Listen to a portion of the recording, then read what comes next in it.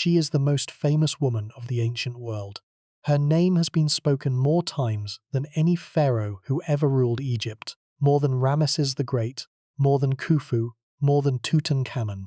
Her story has been told by Plutarch, dramatized by Shakespeare, painted by Tiepolo, filmed by Hollywood. She has been portrayed as a seductress, a temptress, a scheming queen who used her body to manipulate the most powerful men in the Roman Republic. Billions of people know her name, and almost everything they think they know about her is wrong. Cleopatra VII did not seduce her way to power. She fought for it. She was driven into exile by her own brother, raised an army in the eastern desert, and returned to reclaim her throne at the age of 21. She did not rely on her beauty. The ancient sources, when they bother to describe her appearance at all, suggest that her physical attractions were not extraordinary, but that her voice, her intelligence, and her ability to speak 9 languages made her irresistible in a way that transcended the physical. She did not destroy Egypt. She held it together for 21 years against forces that would have overwhelmed a lesser ruler. Roman territorial ambition, internal court conspiracies, economic instability, and the slow suffocation of a kingdom surrounded by an empire that wanted it dead. And when the end came, when the armies of Octavian closed around Alexandria and the last independent state in the Mediterranean world prepared to fall, Cleopatra did not weep. She did not beg. She made arrangements for the safety of her children, secured whatever diplomatic concessions she could extract from the victor, and then, according to the tradition that has endured for 2,000 years, she pressed a venomous snake to her skin and chose death over the humiliation of being paraded through the streets of Rome in a conqueror's triumph. The numbers are striking. Cleopatra ruled Egypt for 21 years, from 51 BC to 30 BC. During those years, she managed a kingdom with a population estimated at 7 to 8 million people. She controlled the richest grain-producing region in the Mediterranean. She commanded a fleet that was, at its peak, one of the largest naval forces in the ancient world. She conducted diplomatic relations with the 2 most powerful men on earth, first Julius Caesar, then Mark Antony, and bore children by both. She was the last sovereign ruler of an independent Egypt. After her death, the country that had been governed by pharaohs for 3,000 years became a province of Rome, a possession, not a kingdom, a source of grain and revenue for an empire that would absorb it so completely that the very language of the pharaohs would eventually be forgotten. But here is the problem. The story of Cleopatra, as most people know, it is not Cleopatra's story. It is Rome's story. It was written by Roman authors Plutarch, Cassius Dio, Appian, Horace, Propertius, men who lived in a civilization that had just fought a bitter civil war in which Cleopatra had been cast as the enemy. The woman they described was not the woman who lived. She was a character in a Roman narrative, a narrative that needed a villain, a femme fatale, an Eastern queen whose seductive power could explain why a Roman general had betrayed his country and his wife. The real Cleopatra, the politician, the administrator, the linguist, the strategist, was buried beneath the Roman caricature, and the caricature, repeated across 2,000 years of art, literature, and film, has become more real than the reality. This is the most insidious form of erasure, not the chisel on the tomb wall, not the silence of omission, but the colonization of memory, the process by which a person's story is taken from them and rewritten to serve someone else's purposes. Tawazret was erased by chisels. Tai-Mereneset was erased by indifference. Cleopatra was erased by narrative, by a story so compelling, so dramatic, so perfectly suited to the needs of the civilization that created it, that it replaced the real woman entirely. The name survived. The person did not. By the end of tonight, you're going to understand the real Cleopatra, not the Roman fantasy, but the Egyptian queen. The woman who spoke Egyptian to her subjects in a dynasty that had ruled for 3 centuries without learning their language. The woman who declared herself the new Isis, the living incarnation of the goddess who had conquered death and ensured the continuity of divine kingship. The woman who played the deadliest political game in the ancient world, the game of Roman civil war, where the stakes were not merely power, but the shape of civilization itself, and nearly won. And the woman whose death ended not just a reign, not just a dynasty, but the entire 3,000-year tradition of pharaonic civilization, a tradition that began with the unification of Upper and Lower Egypt and ended in a room in Alexandria with a queen and a serpent and the weight of 30 centuries pressing down on a single final breath. Before we get started, if you find these mysteries as fascinating as we do, take a second to like the video or subscribe. It's a simple action, but it helps this channel reach more curious minds like yours. Now, let's begin. To understand Cleopatra, you must first understand the world she was born into, a world that was already ancient when she arrived and already dying when she took the throne. The Ptolemaic dynasty, the family that Cleopatra belonged to, was not Egyptian. It was Macedonian Greek, descended from the companions of Alexander the Great. The dynasty was founded by Ptolemy I Soter, one of Alexander the Great's most trusted generals, who claimed Egypt as his portion of Alexander's fragmented empire after the great conqueror's death in 323 BC. Ptolemy established his capital, Alexandria, the city that Alexander himself had founded on the Mediterranean coast of Egypt, and began a dynasty that would rule Egypt for nearly 300 years. The Ptolemies spoke Greek, they governed in Greek, they administered justice in Greek, and conducted diplomacy in Greek. They built Greek-style temples alongside Egyptian ones, and patronized Greek art, Greek philosophy, and Greek science with a generosity that made Alexandria the cultural capital of the Hellenistic world. They intermarried obsessively, brother with sister, uncle with niece, in a pattern that echoed both the incestuous practices of the pharaohs and the inbreeding tendencies of the Macedonian royal house. By the time Cleopatra was born, around 69 BC, the Ptolemaic family tree was so tangled that untangling her precise genealogy is a challenge that has defeated generations of scholars. The Ptolemaic system was, in many ways, one of the most sophisticated colonial administrations in the ancient world. The Ptolemies did not attempt to replace Egyptian culture, they absorbed it. They presented themselves as pharaohs to the Egyptian population, building temples in the traditional Egyptian style, making offerings to the Egyptian gods, adopting the titles and regalia of the ancient kings. At the same time, they maintained a Greek-speaking court at Alexandria, patronized Greek art and scholarship, and established the Mouseion, the great research institution that housed the famous Library of Alexandria, the largest repository of knowledge in the ancient world. The Ptolemies governed two populations simultaneously, the Greek elite that controlled the administration and the economy, and the Egyptian majority that farmed the land, maintained the temples, and continued the religious traditions that had sustained the country for millennia. But the system had a fundamental flaw. The Ptolemies were foreigners. For all their temple building and pharaonic posturing, they remained, in the eyes of the Egyptian priesthood and the Egyptian people, outsiders, Greek kings wearing Egyptian masks. The tension between the Greek ruling class and the Egyptian population was a constant feature of Ptolemaic Egypt, erupting periodically into rebellions and uprisings that the dynasty suppressed with varying degrees of success.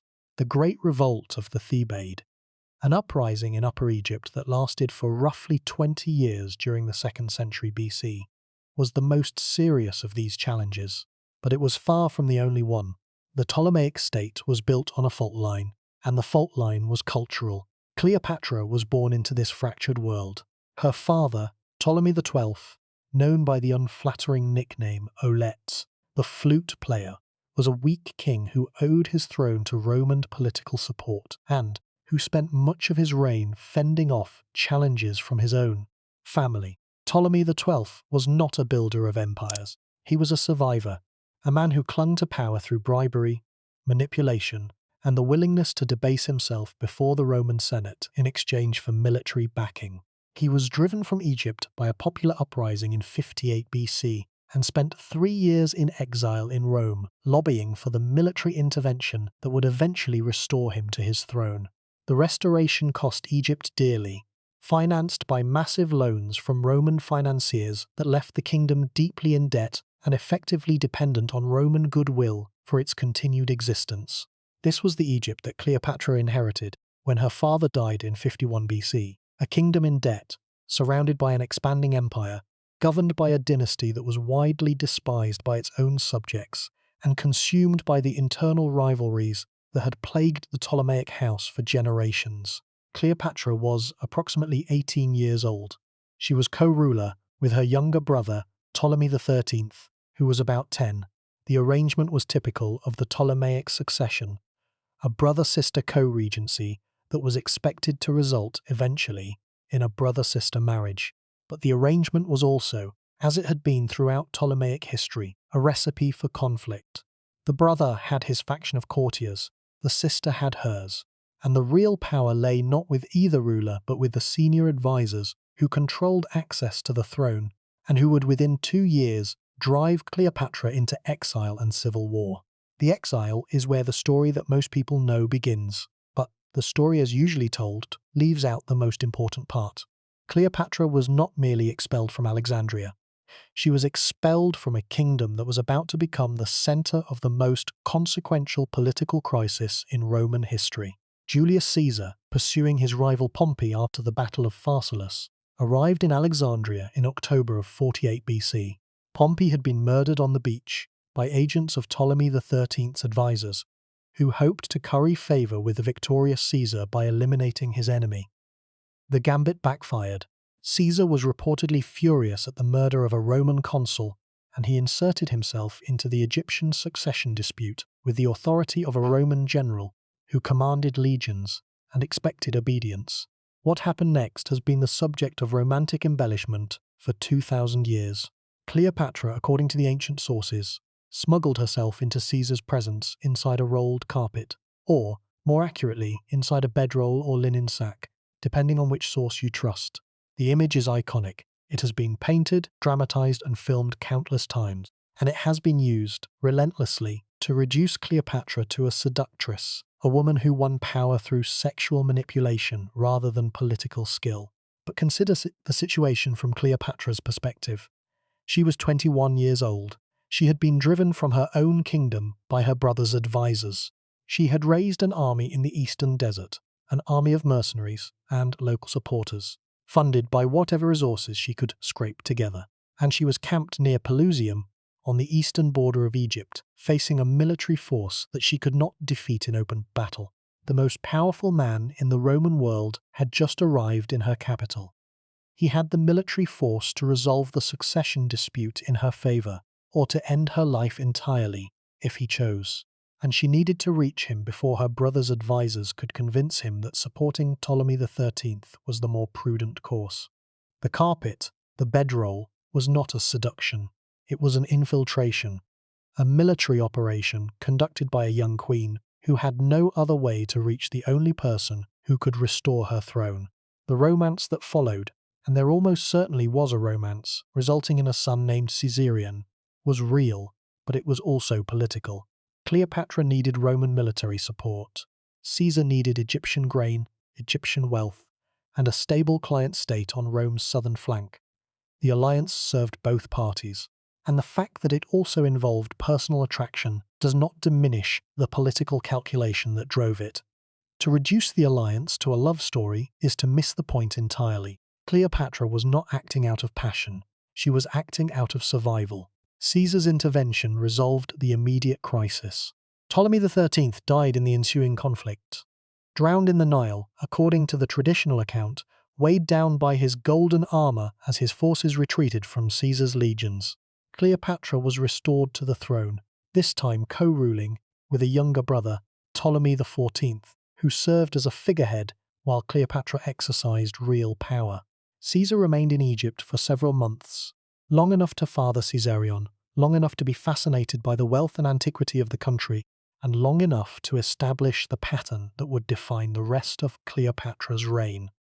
The alliance between a Ptolemaic queen and a Roman strongman, an alliance in which Egyptian sovereignty was preserved in exchange for Egyptian resources and Egyptian loyalty. The birth of Caesarion was itself a political act of enormous significance. By bearing Caesar's child, Cleopatra created a living link between the Ptolemaic dynasty and the most powerful man in the Roman world. The child was not merely her son.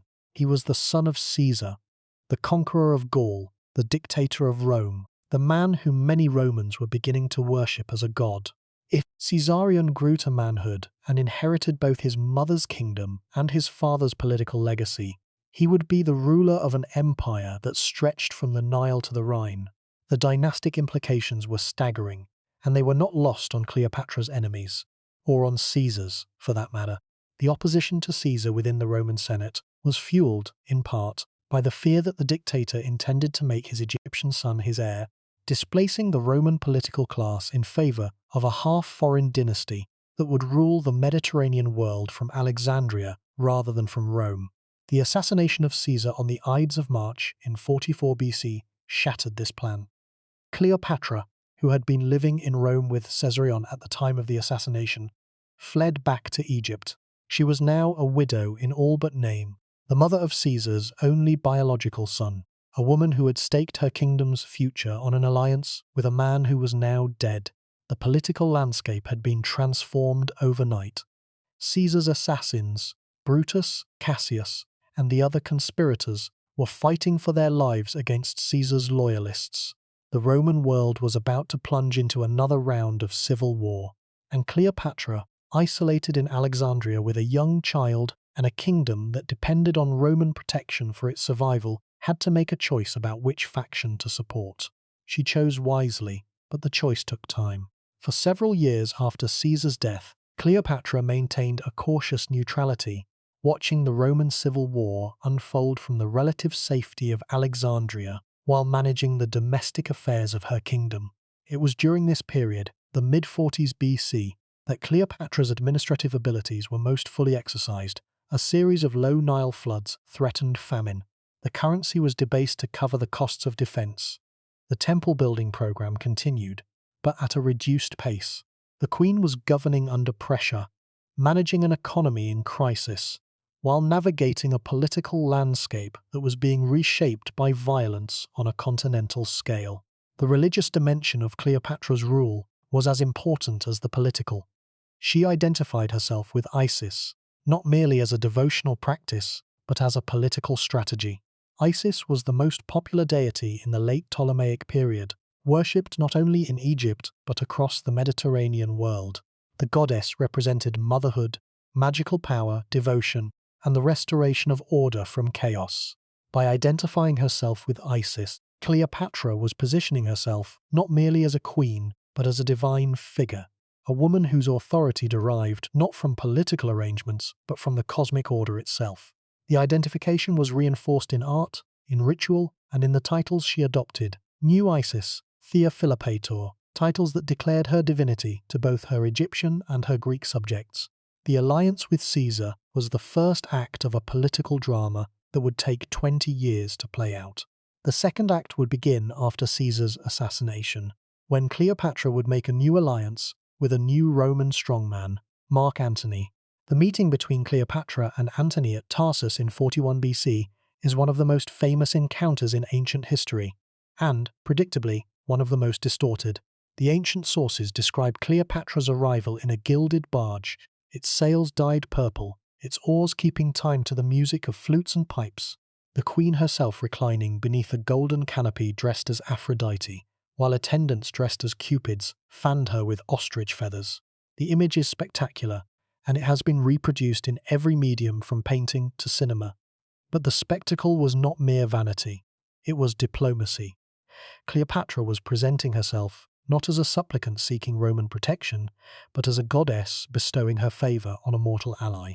The theatrical staging was designed to establish the terms of the relationship from the first moment, to make clear that Cleopatra was not a client coming to beg, but a sovereign coming to negotiate. The alliance that followed was, like the alliance with Caesar, both personal and political. Antony and Cleopatra became lovers and political partners, producing 3 children, the twins Alexander Helios and Cleopatra Selene, and a younger son, Ptolemy Philadelphus. Antony spent extended periods in Alexandria, governing the eastern portion of the Roman world from Cleopatra's capital rather than from Rome. The arrangement was efficient. Egypt's wealth funded Antony's military campaigns, and Antony's Roman legions provided security for Cleopatra's kingdom. But it was also politically dangerous. Antony's prolonged absence from Rome, his visible attachment to an Eastern queen, and his adoption of Hellenistic court customs fed directly into the narrative that Octavian was constructing, the narrative of a Roman general who had been corrupted by Eastern luxury and feminine wiles. The economic dimension of the alliance is often overlooked, but was central to its logic. Egypt's agricultural output, the grain produced by the rich farmlands of the Nile Delta and the Fayum, was essential to the food supply of Rome. Whoever controlled Egyptian grain controlled the ability to feed the Roman population and, by extension, controlled the political stability of the Roman state. Cleopatra understood this perfectly. She used Egypt's grain surplus as a diplomatic lever, supporting allies, withholding supplies from enemies, and ensuring that her kingdom's agricultural wealth gave her a voice in Roman politics that no amount of military force alone could have provided. The grain was her weapon, and she wielded it with the same skill and precision that she brought to every other dimension of her political career. But before we reach the catastrophe, we need to understand what Cleopatra actually did during the 2 decades she held the throne. Because the Roman narrative, the narrative of love affairs and political intrigue, obscures the most important aspect of Cleopatra's reign, the governing, the actual, day-to-day, year-by-year work of running one of the most complex and consequential kingdoms in the ancient world. And it is here, in the mundane business of administration, taxation, agricultural management, and religious policy, that the real Cleopatra emerges from behind the Roman mask. Cleopatra was, by any rational assessment, an extraordinary administrator. She managed an economy that was based on the annual flood of the Nile, an economy in which the difference between a good harvest and famine could be measured in cubits of floodwater, and in which the state's ability to collect, store, and distribute grain determined whether millions of people ate or starved. The Ptolemaic economic system was one of the most centralized in the ancient world. The state owned vast tracts of agricultural land. It controlled the production and distribution of essential commodities: grain, oil, linen, papyrus.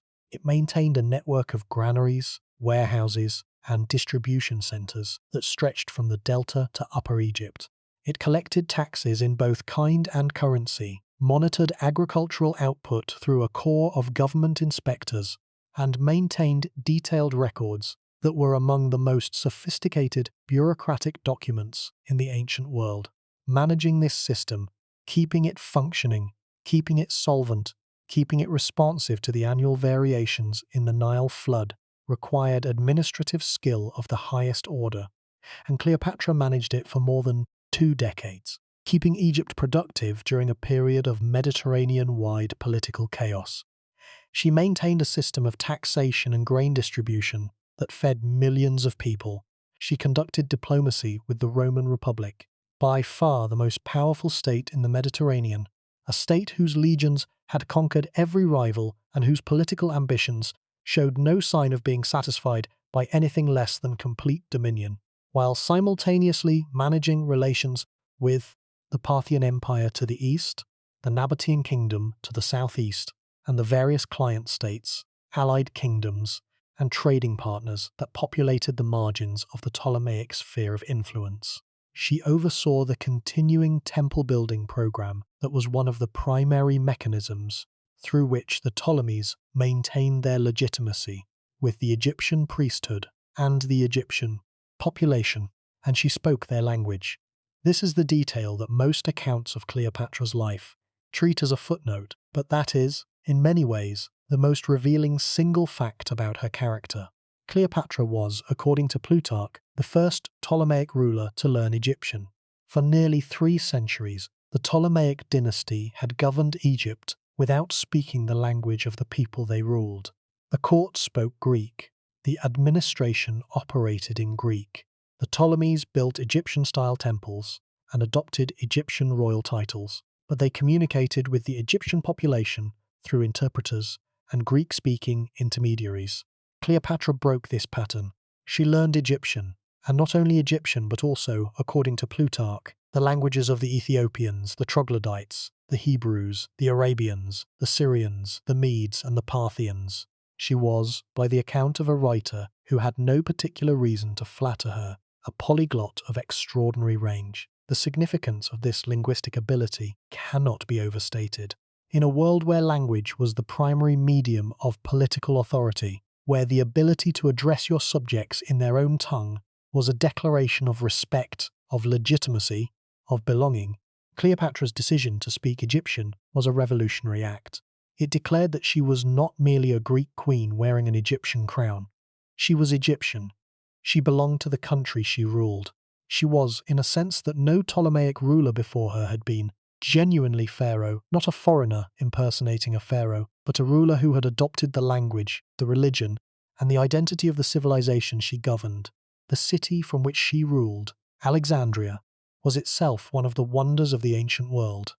Founded by Alexander the Great in 331 BC on a strip of land between the Mediterranean Sea and Lake Mareotis, Alexandria had grown in the centuries since its founding into the largest and most cosmopolitan city in the Mediterranean. Its population at the time of Cleopatra is estimated at between 300,000 and 500,000 people. Greeks, Egyptians, Jews, Syrians, Nubians, and merchants from across the known world. The city was organized into distinct neighborhoods: the Jewish quarter, the Egyptian quarter, the royal quarter, where the Ptolemaic court was located, and it was connected to the rest of Egypt by a network of canals that linked the Nile to the harbour. The harbour itself was dominated by the pharaohs, the great lighthouse that stood on the island of Pharos at the entrance to the port. The lighthouse, built during the reign of Ptolemy II, was one of the seven wonders of the ancient world, a tower that rose, according to ancient estimates, to a height of more than 100 meters, its fire visible for miles out to sea, guiding ships into the busiest commercial port in the Mediterranean. The lighthouse was both a practical navigation aid and a symbol, a declaration that Alexandria was the center of the civilized world, the place where East and West met, where Greek learning and Egyptian antiquity converged in a synthesis that produced some of the most important intellectual achievements in human history. The Library of Alexandria, housed in the Mausoleum, the great research institution that the Ptolemies had established in the 3rd century BC, was the most famous center of learning in the ancient world. Its collection is estimated to have contained between 400,000 and 700,000 scrolls, encompassing the entirety of Greek literature, philosophy, science, and mathematics, as well as translations of Egyptian, Persian, and Hebrew texts.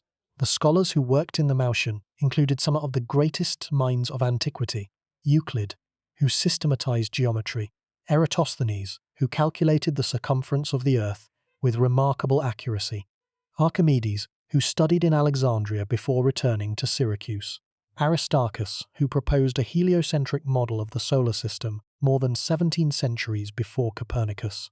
The library was not merely a collection of books, it was an engine of knowledge, a place where the intellectual traditions of multiple civilizations were gathered, studied, compared, and synthesized into new forms of understanding. Cleopatra was the heir to this intellectual tradition.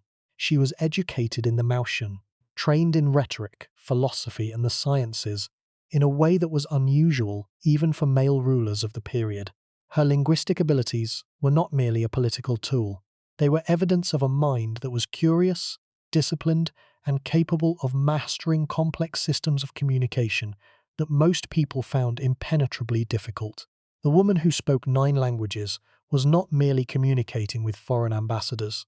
She was thinking in multiple frameworks, understanding the world through Egyptian eyes and Greek eyes and Syrian eyes simultaneously, seeing the political landscape from multiple cultural perspectives at once. This intellectual capacity is almost entirely absent from the popular image of Cleopatra. The Roughlund sources emphasize her sensuality, her extravagance, her ability to manipulate men through charm and sexual allure. They describe her legendary banquets: the pearls dissolved in vinegar to impress Antony with her wealth, the flower-strewn barge on the river Cydnus in which she first met him. These stories may contain elements of truth.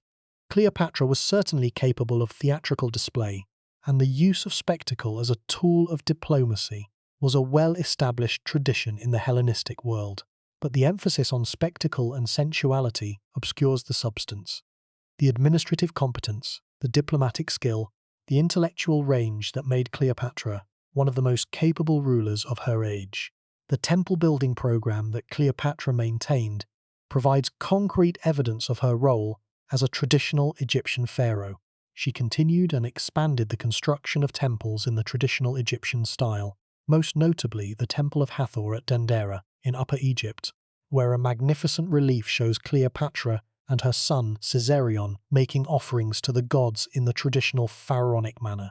The Dendera relief is one of the most important surviving images of Cleopatra, not the Roman Cleopatra of seduction and spectacle, but the Egyptian Cleopatra of religious devotion and royal responsibility.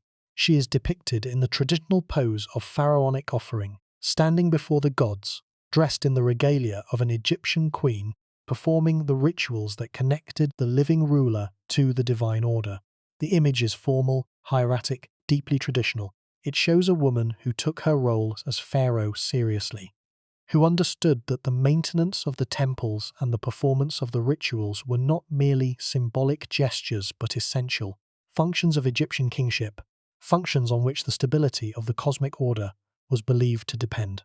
The economic management of Egypt under Cleopatra deserves particular attention because it demonstrates a level of administrative competence that the Roman narrative ignores entirely. Egypt's economy was based on the annual Nile flood, the inundation that deposited rich silt on the farmland along the river's banks, and that determined the success or failure of the agricultural year. The management of this system, the irrigation canals, the grain storage facilities, the distribution networks that moved food from the fields to the cities, was one of the most complex administrative tasks in the ancient world.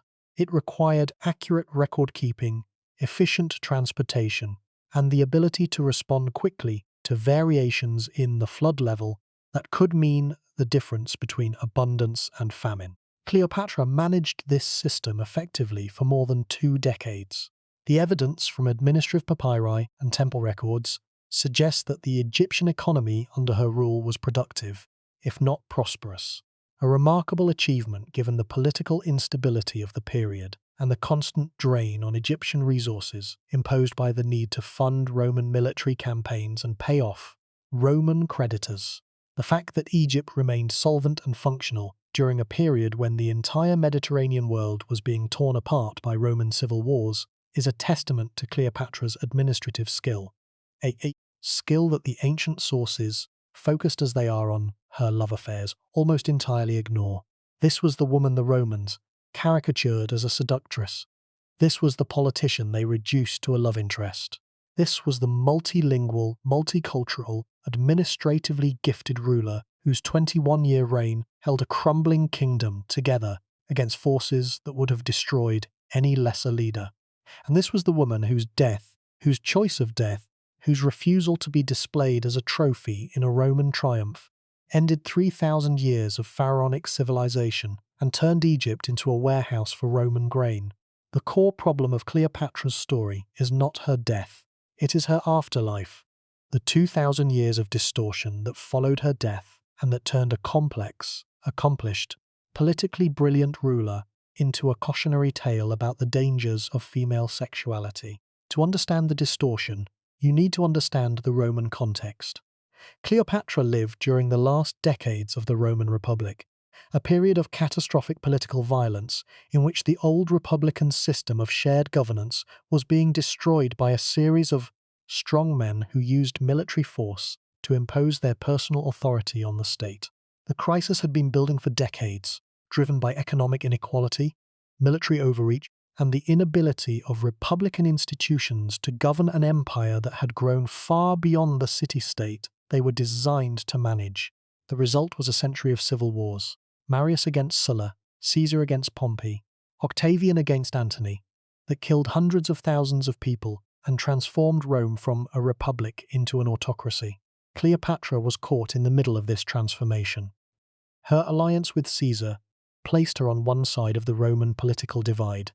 Her alliance with Antony placed her on the other. And when the final conflict came, when Octavian, Caesar's adopted son and heir, went to war against Antony and Cleopatra for control of the Roman world, the stakes were not merely political, they were civilizational. The war between Octavian and Antony was, among other things, a war between two visions of Rome's future: Octavian's vision of a centralized Italian-based empire and Antony's vision of a more decentralized arrangement in which Eastern client kingdoms like Egypt would retain significant autonomy under Roman patronage. Cleopatra's role in Antony's vision was essential. She was not merely his lover, she was his political partner, the ruler of the wealthiest kingdom in the Eastern Mediterranean, the woman whose grain, whose fleet, whose treasury funded Antony's military campaigns against the Parthians and sustained his political position in the East. The Donations of Alexandria. The ceremony in which Antony distributed Roman-controlled territories among Cleopatra's children was not a love-besotted general giving away the empire to impress his girlfriend. It was a political reorganization of the Eastern Mediterranean, designed to create a network of client kingdoms that would be governed by Antony's and Cleopatra's descendants, and that would serve as a counterweight to Octavian's power in the West. The donations deserve detailed examination because they reveal the scale of Cleopatra's political ambition and the scale of the threat she posed to Octavian's vision of a Rome-centered empire. In the ceremony, held in the great gymnasium of Alexandria in 34 BC, Antony proclaimed Cleopatra Queen of Kings and declared Caesarion, her son by Julius Caesar, to be the legitimate son and heir of the deified Julius Caesar. He granted territories to each of Cleopatra's children by himself. Alexander Helios received Armenia, Media, and Parthia, the last of which had not yet been conquered, making the grant more aspiration than reality. Cleopatra Selene received Cyrenaica and Libya. The youngest, Ptolemy Philadelphus, received Syria and Cilicia.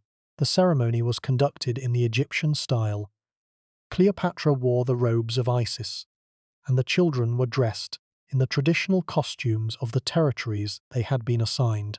The symbolism was deliberate and unmistakable. This was not a Roman general distributing spoils of war. This was a divine queen establishing a new world order, an order in which Egypt, not Rome, was the center, and in which the descendants of Cleopatra and Antony would govern the Eastern Mediterranean as a family enterprise backed by Roman military power and Egyptian wealth. The declaration that Caesarion was the legitimate heir of Julius Caesar was particularly explosive. Octavian's own political position rested on his status as Caesar's adopted son and heir. If Caesarion, Caesar's biological son, were recognized as the legitimate heir, Octavian's claim to Caesar's political legacy would be undermined. The threat was existential, and it explains, in large part, why Octavian's propaganda campaign against Cleopatra was so vicious, and why, after his eventual victory, he ordered the execution of the teenage Caesarion, eliminating the only living rival to his claim on Caesar's name and inheritance. The fate of Caesarion is one of the most harrowing episodes in the story.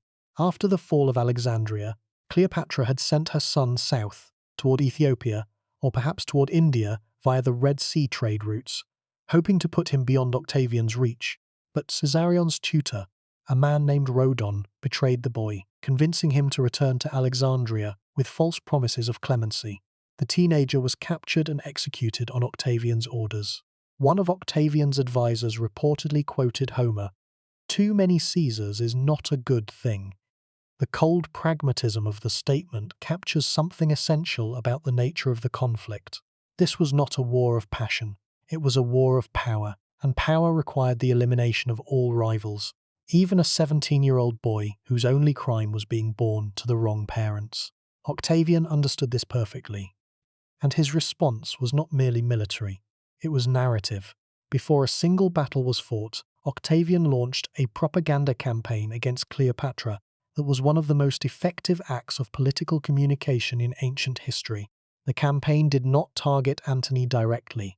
That would have been difficult, since Antony was a Roman general with a distinguished military record and a significant following among the Roman people. Instead, it targeted Cleopatra. She was the foreign queen, the Eastern temptress, the woman who had bewitched a Roman general and turned him against his own country. The language was explicit. The poet Horace described her as a fatal monster and a mad queen. Propertius called her a harlot queen who had dared to demand that Rome submit to her rule. Octavian himself, in a speech before the Senate, described the war not as a civil conflict between Roman factions, but as a defensive war against a foreign enemy, Egypt, led by its queen, threatening the very existence of Roman civilization. The propaganda was brilliant because it solved several problems simultaneously. It allowed Octavian to fight a civil war without appearing to fight a civil war. The enemy was not a Roman general, but a foreign queen. It channeled Roman anxieties about Eastern luxury, female power, and the erosion of traditional values into a single identifiable target. And it provided a narrative framework that would outlast the war itself. A framework in which Cleopatra was the villain, Octavian was the hero, and the conquest of Egypt was not an act of imperial aggression, but an act of civilizational defense. The anxieties that Octavian exploited were real and deeply rooted in Roman culture. Rome had always been suspicious of the East, of the wealth, the luxury, the religious practices, and the political systems of the Hellenistic kingdoms that lay beyond the Adriatic. The East was, in the Roman imagination, a place of excess, of gold and silk and spiced wine, of eunuchs and harems and despotic kings who demanded prostration from their subjects. The East was everything that Rome was not, or at least, everything that Rome liked to believe it was not.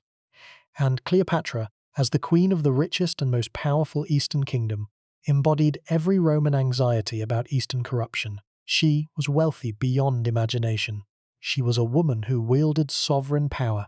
She was a queen who commanded the loyalty of a Roman general. She was, in short, the perfect target for a propaganda campaign designed to mobilize Roman nationalism against an Eastern threat.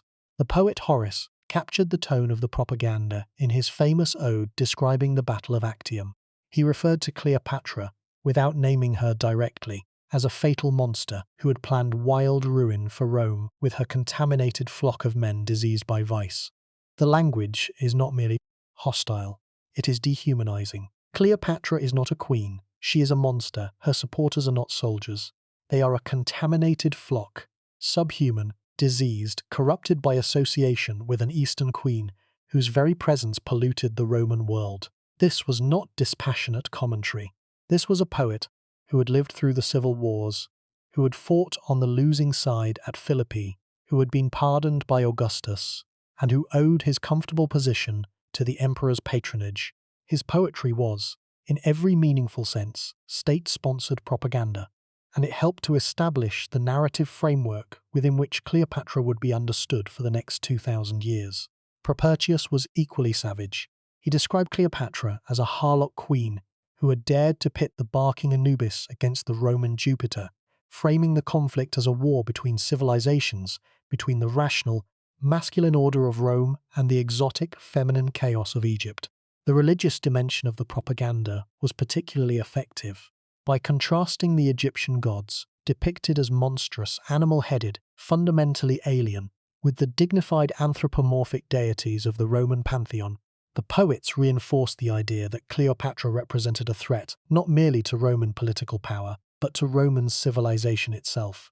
She was not just an enemy, she was an abomination, a representative of a culture so fundamentally different from Rome's that coexistence was impossible.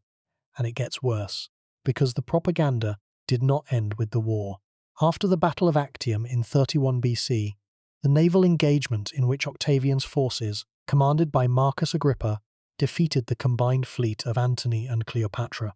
And after the fall of Alexandria in 30 BC, when both Antony and Cleopatra took their own lives rather than submit to capture, Octavian had a new problem. He was now the sole ruler of the Roman world, and he needed a story to justify his position, a story that explained why the Republic had to die, why one man had to hold supreme power, and why the old system of shared governance could never be restored. The Battle of Actium itself deserves close examination, because the traditional narrative of the battle, the narrative that portrays it as Cleopatra's fault, is a masterpiece of propaganda that has been repeated so often that it has acquired the force of established fact.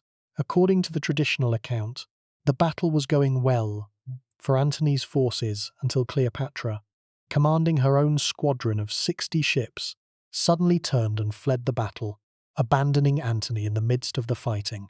Antony, besotted and unable to function without her, immediately abandoned his own fleet and followed her, leaving his forces to be destroyed by Agrippa's superior tactics. The story presents Cleopatra as a coward and Antony as a fool, a man so enslaved by his passion for the Egyptian queen that he threw away a battle, an empire, and his own honor to follow her. But modern scholars have questioned this narrative. Some have argued that the withdrawal was planned, that Cleopatra and Antony had agreed in advance, that she would break out of the blockade with the treasure ships while he held Agrippa's fleet engaged, and that the plan went wrong when Antony's forces collapsed more quickly than expected. Others have suggested that the withdrawal was a tactical decision made in the heat of battle, that Cleopatra, assessing the situation from her position in the fleet, concluded that the battle was lost and chose to save what she could rather than go down with the ship. The truth is impossible to establish with certainty. The ancient sources are uniformly hostile to Cleopatra, and the detailed accounts of the battle were written decades after the event by authors who were working within the Augustan narrative framework. But the mere existence of alternative interpretations suggests that the traditional story, the story of the cowardly queen and the love-struck general, is not as straightforward as it appears. The death of Cleopatra is the final act of the drama and the most heavily mythologized. The traditional account describes Cleopatra barricading herself in her mausoleum with her treasure, negotiating with Octavian's representatives, and ultimately choosing suicide over capture. The method, the bite of an asp, a venomous Egyptian cobra, has become one of the most iconic images in Western art. Paintings from the Renaissance to the 19th century depict the moment with varying degrees of sensuality and drama. The bare-armed queen, the serpent coiling around her flesh, the mixture of beauty and death that has made the image irresistible to artists for centuries. But the asp story is almost certainly wrong, or at least grossly oversimplified. The logistics of smuggling a live cobra into a heavily guarded mausoleum are problematic. The effects of cobra venom, which typically causes paralysis and respiratory failure over a period of hours, do not match the descriptions of Cleopatra's death, which the sources suggest was relatively quick and peaceful. Some modern scholars have proposed that Cleopatra poisoned herself using a mixture of plant-based toxins, perhaps hemlock or wolfsbane, that would have produced a more rapid and less agonizing death than snakebite. Others have suggested that the asp was a symbolic addition to the story, a reference to the uraeus, the cobra that adorned the pharaoh's crown, transforming Cleopatra's suicide into a final act of pharaonic identity. By dying through the bite of the royal serpent, Cleopatra was not merely ending her life. She was completing her transformation into a divine being, becoming, in death, the pharaoh she had been in life. Whatever the method, the intention was clear. Cleopatra chose death over the humiliation of being paraded through the streets of Rome in Octavian's triumphal procession. The triumph, the public celebration in which a victorious Roman general displayed his captives, his spoils, and his trophies before the Roman people, was one of the most important rituals in Roman political culture. To be displayed in a triumph was the ultimate degradation, a public declaration that the captive was no longer a sovereign but a possession, no longer a person but a thing. Cleopatra had seen what happened to captive rulers who were displayed in Roman triumphs. She knew what awaited her, and she refused it. Her death was not an act of despair. It was an act of sovereignty, the last sovereign act of the last sovereign ruler of an independent Egypt. Cleopatra was essential to that story. She was the foreign threat that had nearly destroyed Rome. She was the seductress who had corrupted a Roman general. She was the Eastern queen whose wealth and ambition had brought the Republic to the brink of destruction. And Octavian, now Augustus, the first emperor, was the man who had saved Rome from her. The story required a villain. Cleopatra was cast in the role, and the casting was so effective, so deeply embedded in the cultural narratives of the Roman Empire, that it survived the fall of Rome itself and persisted for 2,000 years. The ancient sources that most people rely on for their understanding of Cleopatra, Plutarch's Life of Antony, Cassius Dio's Roman History, Appian's account of the civil wars, were all written, decades or centuries after Cleopatra's death, by authors who were working within the narrative framework that Octavian had established. These were not neutral observers. They were participants in a literary tradition that had already decided what Cleopatra meant. The facts they recorded were filtered through this narrative framework. The details they chose to emphasize, the carpet, the banquets, the pearls dissolved in vinegar, were selected to reinforce the image of an exotic, sensual, dangerously seductive queen. The details they chose to omit or minimize, the administrative competence, the linguistic brilliance, the political acumen, were sacrificed to the demands of the story. Plutarch, to his credit, was a more nuanced writer than many who followed him. His account of Cleopatra in the life of Antony contains passages that, read carefully, reveal a woman of remarkable intelligence and political skill. He describes her voice as an instrument of many strings, an observation that emphasizes her rhetorical and linguistic ability rather than her physical beauty. He notes that her appearance was not altogether incomparable, a careful distinction that acknowledges her personal magnetism while declining to reduce it to mere physical attractiveness. He records her ability to switch between languages with effortless fluency, addressing different delegations in their native tongues. These details, scattered through a narrative that is primarily concerned with Antony's decline and fall, offer glimpses of the real Cleopatra, the politician, the polyglot, the ruler that the dominant narrative has buried. But here is what makes this truly terrifying. The distortion was not accidental. It was not the inevitable result of the passage of time or the limitations of ancient historiography. It was deliberate. It was a political act, carried out not with chisels on a tomb wall but with words on a page, not by destroying Cleopatra's monuments but by controlling her narrative. The result is a form of erasure that is, in many ways, more devastating than the physical destruction of monuments. When Tausret's cartouches were chiseled from the walls of KV-14, the erasure was visible. It left marks. It could be detected, analysed, and undone by archaeologists who knew how to read the palimpsest of the stone. But the narrative erasure of Cleopatra left no visible marks. It was seamless. The story flowed naturally from one telling to the next, each repetition reinforcing the distortion, each new version building on the assumptions of the previous one, until the caricature became so familiar that it was accepted as truth. The Roman Cleopatra replaced the Egyptian Cleopatra so completely that most people do not even realize there is a difference. The physical evidence that survives from Cleopatra's reign provides a crucial counterpoint to the Roman narrative, but it is frustratingly fragmentary. Alexandria, the city that was the center of Cleopatra's world, has been dramatically transformed since antiquity. The royal quarter, the complex of palaces, temples, and gardens where the Ptolemaic court was located, lies beneath the modern city, much of it submerged by the tectonic activity that has caused the ancient shoreline to sink several meters below the current sea level. The French marine archaeologist Franck Godillot has conducted extensive underwater surveys of the ancient harbour, discovering submerged fragments of the royal complex, sphinx statues, granite columns, portions of the paving stones that once lined the streets of the Ptolemaic capital. But the submerged remains are fragmentary, difficult to study, and impossible to reconstruct in any comprehensive way. The Alexandria that Cleopatra knew, the city of the pharaohs, the Mautian, the Serapeum, is gone, buried beneath a modern city of 5 million people and the waters of the harbour that once welcomed the trading ships of the ancient world. The Temple of Hathor at Dendera, the most important surviving monument from Cleopatra's building program, provides the most substantial Egyptian evidence for her self-presentation as pharaoh. The temple, located in Upper Egypt south of Abydos, was begun during the Ptolemaic period and continued under Roman rule, but the most significant Cleopatran element is a relief on the rear exterior wall, showing Cleopatra and Caesarion making offerings to the gods. The relief is carved in the traditional Egyptian style. The figures are shown in the canonical pharaonic pose, wearing the traditional regalia, performing the rituals that connected the living ruler to the divine order.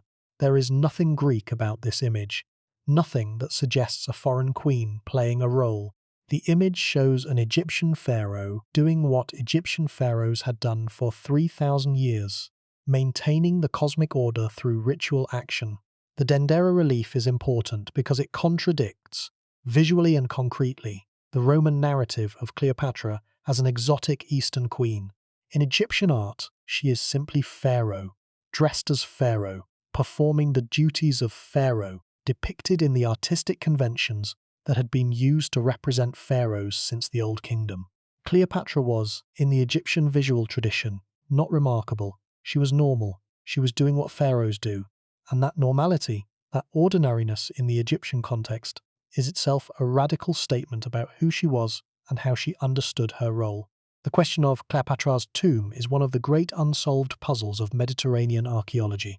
The ancient sources describe a mausoleum that Cleopatra had built near the Temple of Isis in Alexandria, a grand structure in which she and Antony were buried together after their deaths. But the tomb's location has been lost.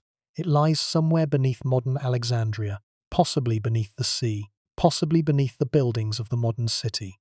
The search for Cleopatra's tomb has been the object of several archaeological expeditions in recent decades, most notably the work of Kathleen Martinez at the temple site of Taposiris Magna, west of Alexandria. Martinez has argued that Cleopatra and Antony may have been buried there rather than in Alexandria, based on the temple's association with the cult of Osiris and Isis.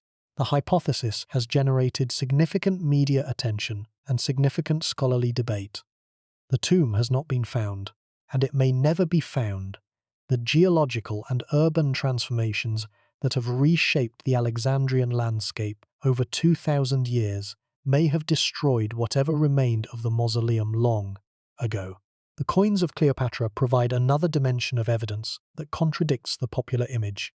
Several series of coins bearing her portrait have survived, minted in Egypt and in various Eastern Mediterranean cities. The portraits show a woman with a prominent nose, a strong chin, and a dignified expression, not the voluptuous beauty of Renaissance paintings or Hollywood films. She looks like a ruler, serious, authoritative, projecting the gravitas expected of a sovereign in the Hellenistic world. The coins confirm what Plutarch himself implied, that Cleopatra's famous power over the men she encountered lay not in her physical beauty, but in her intelligence, her presence, and her ability to project authority through language, gesture, and political skill. Something is wrong with our assumptions when the most famous woman of the ancient world is also the most misunderstood. When the queen who spoke 9 languages is remembered primarily for her love affairs, when the administrator whose managed command kingdom of 8 million people is reduced to a footnote in the biographies of the Roman men she allied with, when the last pharaoh of Egypt, the woman who represents 3,000 years of pharaonic tradition and who chose death over the extinction of Egyptian sovereignty, is remembered not as a sovereign but as a seductress. The scholarly reassessment of Cleopatra has been underway for several decades. Historians like Dwayne Roller, whose biography, Cleopatra, a biography, drew extensively on the non-Roman sources to construct a more balanced portrait. Stacy Schiff, whose widely read Cleopatra, A Life, brought the scholarly reassessment to a popular audience. Joyce Tildesley, whose work on Egyptian queens places Cleopatra within the longer tradition of female pharaonic authority. These and other scholars have produced studies that attempt to recover the historical Cleopatra from beneath the accumulated layers of Roman propaganda. These studies draw on the Egyptian evidence, the temple inscriptions, the administrative papyri, the archaeological remains that tell a different story from the one the Roman sources provide. They emphasize Cleopatra's political achievements, her administrative competence, and her role as a genuine Egyptian pharaoh rather than merely a Greek queen. And they argue that the traditional image of Cleopatra is a Roman construction that tells us more about Roman anxieties than about Egyptian realities. But the reassessment faces an enormous obstacle. The Roman narrative has had 2,000 years to embed itself in the cultural consciousness of the Western world. Shakespeare's Cleopatra, Mankiewicz's Cleopatra, the Cleopatra of 1,000 paintings and novels and television specials. These images are so deeply rooted that they are almost impossible to dislodge. The scholarly Cleopatra, the politician, the administrator, the linguist, exists in academic books and journal articles. The popular Cleopatra, the seductress, the icon of exotic beauty and fatal charm, exists in the imagination of billions of people who have never read an academic book about ancient Egypt. The contest between the two is not even close. The Roman narrative won, and winning in the arena of cultural memory is nearly permanent. This is the tragedy of Cleopatra's legacy. Not that she was forgotten, she was not. Not that her name was destroyed. It was preserved more thoroughly than that of any other woman in ancient history. But that the name was severed from the person. That the most famous woman in the ancient world is also the most fictional. That the story the world knows is not her story, but the story her enemies told about her. That the last pharaoh of Egypt was remembered not for what she was, but for what her enemies needed her to be. And the consequences of her fall extend far beyond the distortion of a single life. Cleopatra's death in 30 BC did not merely end a reign, it ended an entire civilizational tradition.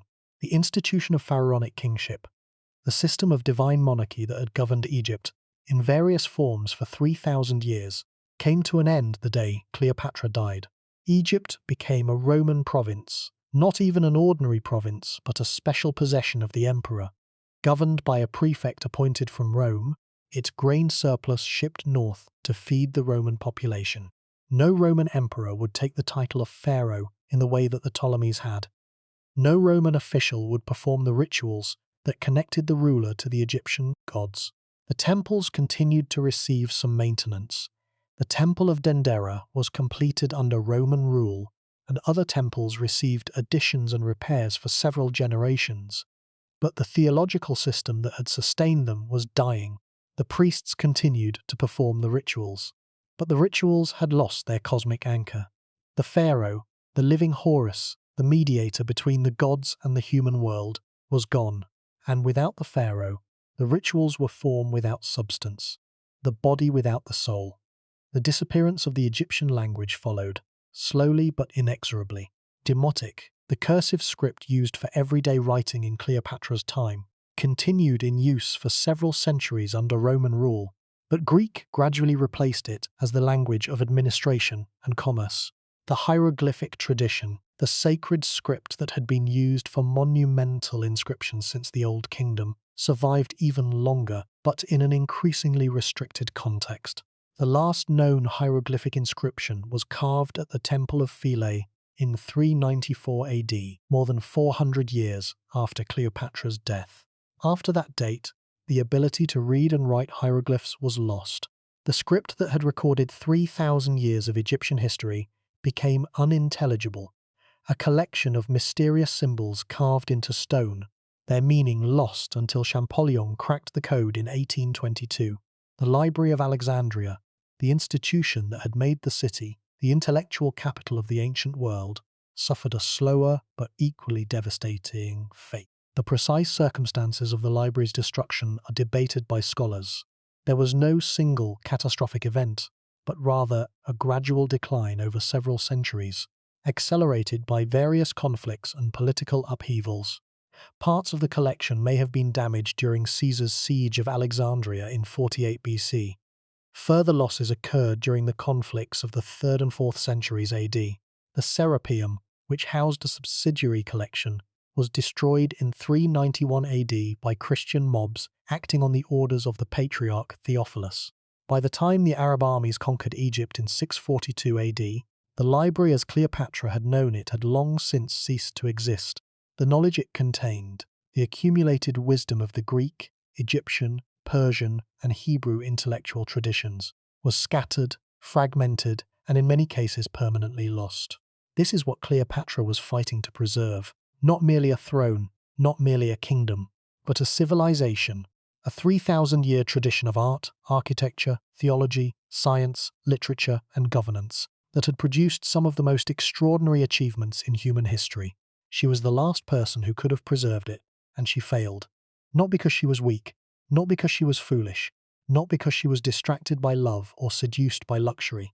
She failed because the forces arrayed against her, the overwhelming military power of Rome, the calculating political genius of Octavian, the structural dynamics of a Mediterranean world that was being inexorably consolidated under a single imperial authority, were simply too great for any individual ruler, no matter how skilled or determined, to resist. Egypt's independence was doomed not by Cleopatra's personal mistakes or moral failings, but by the inexorable logic of Roman expansion. A logic that would eventually absorb every independent state in the Mediterranean into a single political system governed from Rome. The math is striking when you consider the scale of what was lost. 3,000 years of continuous civilization, from the unification of Upper and Lower Egypt under the first pharaohs to Cleopatra's death in 30 BC. More than 30 dynasties, hundreds of pharaohs, monuments that still stand as some of the most impressive structures ever built by human hands, a theological system of extraordinary sophistication, a literary tradition that produced some of the earliest known works of wisdom literature, love poetry, and narrative fiction, a medical tradition that was consulted by Greek physicians centuries after it was written, a mathematical tradition that contributed to the development of geometry and astronomy. All of this, the entire accumulated achievement of one of the most productive and longest-lasting civilizations in human history, a civilization that had endured longer than any other in the ancient world, came to an end, not in a single catastrophic moment, but in a slow, grinding decline that began the day. Cleopatra closed her eyes in Alexandria and did not stop until the last person who could read the hieroglyphs was dead. Cleopatra's story does not exist in isolation. She was the culmination of a tradition, the final expression of a pattern of female royal authority that stretches back through 3,000 years of pharaonic civilization. To understand the full weight of what ended when she died, we need to trace that pattern, to see the line that connects Cleopatra to the women who came before her, and to understand how each of them navigated the same fundamental tension between female capability and male institutional control. The first figure in this lineage, the earliest confirmed female pharaoh in Egyptian history, is Sobekneferu, who ruled at the very end of the 12th dynasty, roughly 1797 to 1793 BC. Sobekneferu was the daughter of Amenemhat III and took the throne when the male line of succession failed. Her reign lasted approximately 4 years. She left behind a handful of statues, some showing her wearing both male and female regalia simultaneously, as if the visual language of kingship could not fully accommodate a woman's body without acknowledging the contradiction, and a few inscriptions. Then the dynasty ended. Sobekneferu was not erased, she was simply not continued. The 13th dynasty that followed made no effort to preserve her memory. She was permitted to exist in the record as a transitional figure, a stopgap, a placeholder between dynasties, a woman who had filled a vacancy rather than claimed a right. The pattern repeats with Hatshepsut, the most successful female pharaoh before Cleopatra, and the one whose career most closely parallels Cleopatra's in ambition, achievement, and aftermath. Hatshepsut took the throne during the early 18th dynasty, initially as regent for her stepson Thutmose III, and gradually assumed the full powers and titles of a male pharaoh. She ruled for more than 20 years, building the magnificent mortuary temple at Deir el-Bahari, sending the famous expedition to Punt, erecting obelisks at Karnak, and presiding over a period of peace and prosperity that was one of the high points of the new kingdom. Hatshepsut's solution to the theological problem of female kingship was creative and comprehensive. She had herself depicted in male form in statuary and relief, wearing the false beard, the Nemes headdress, and the kilt of a male pharaoh. She commissioned the divine birth narrative at Deir el-Bahari, a relief cycle that showed the god Amun himself choosing her to rule, thereby trumping the theological objection that a woman could not be Horus by claiming a higher divine authority.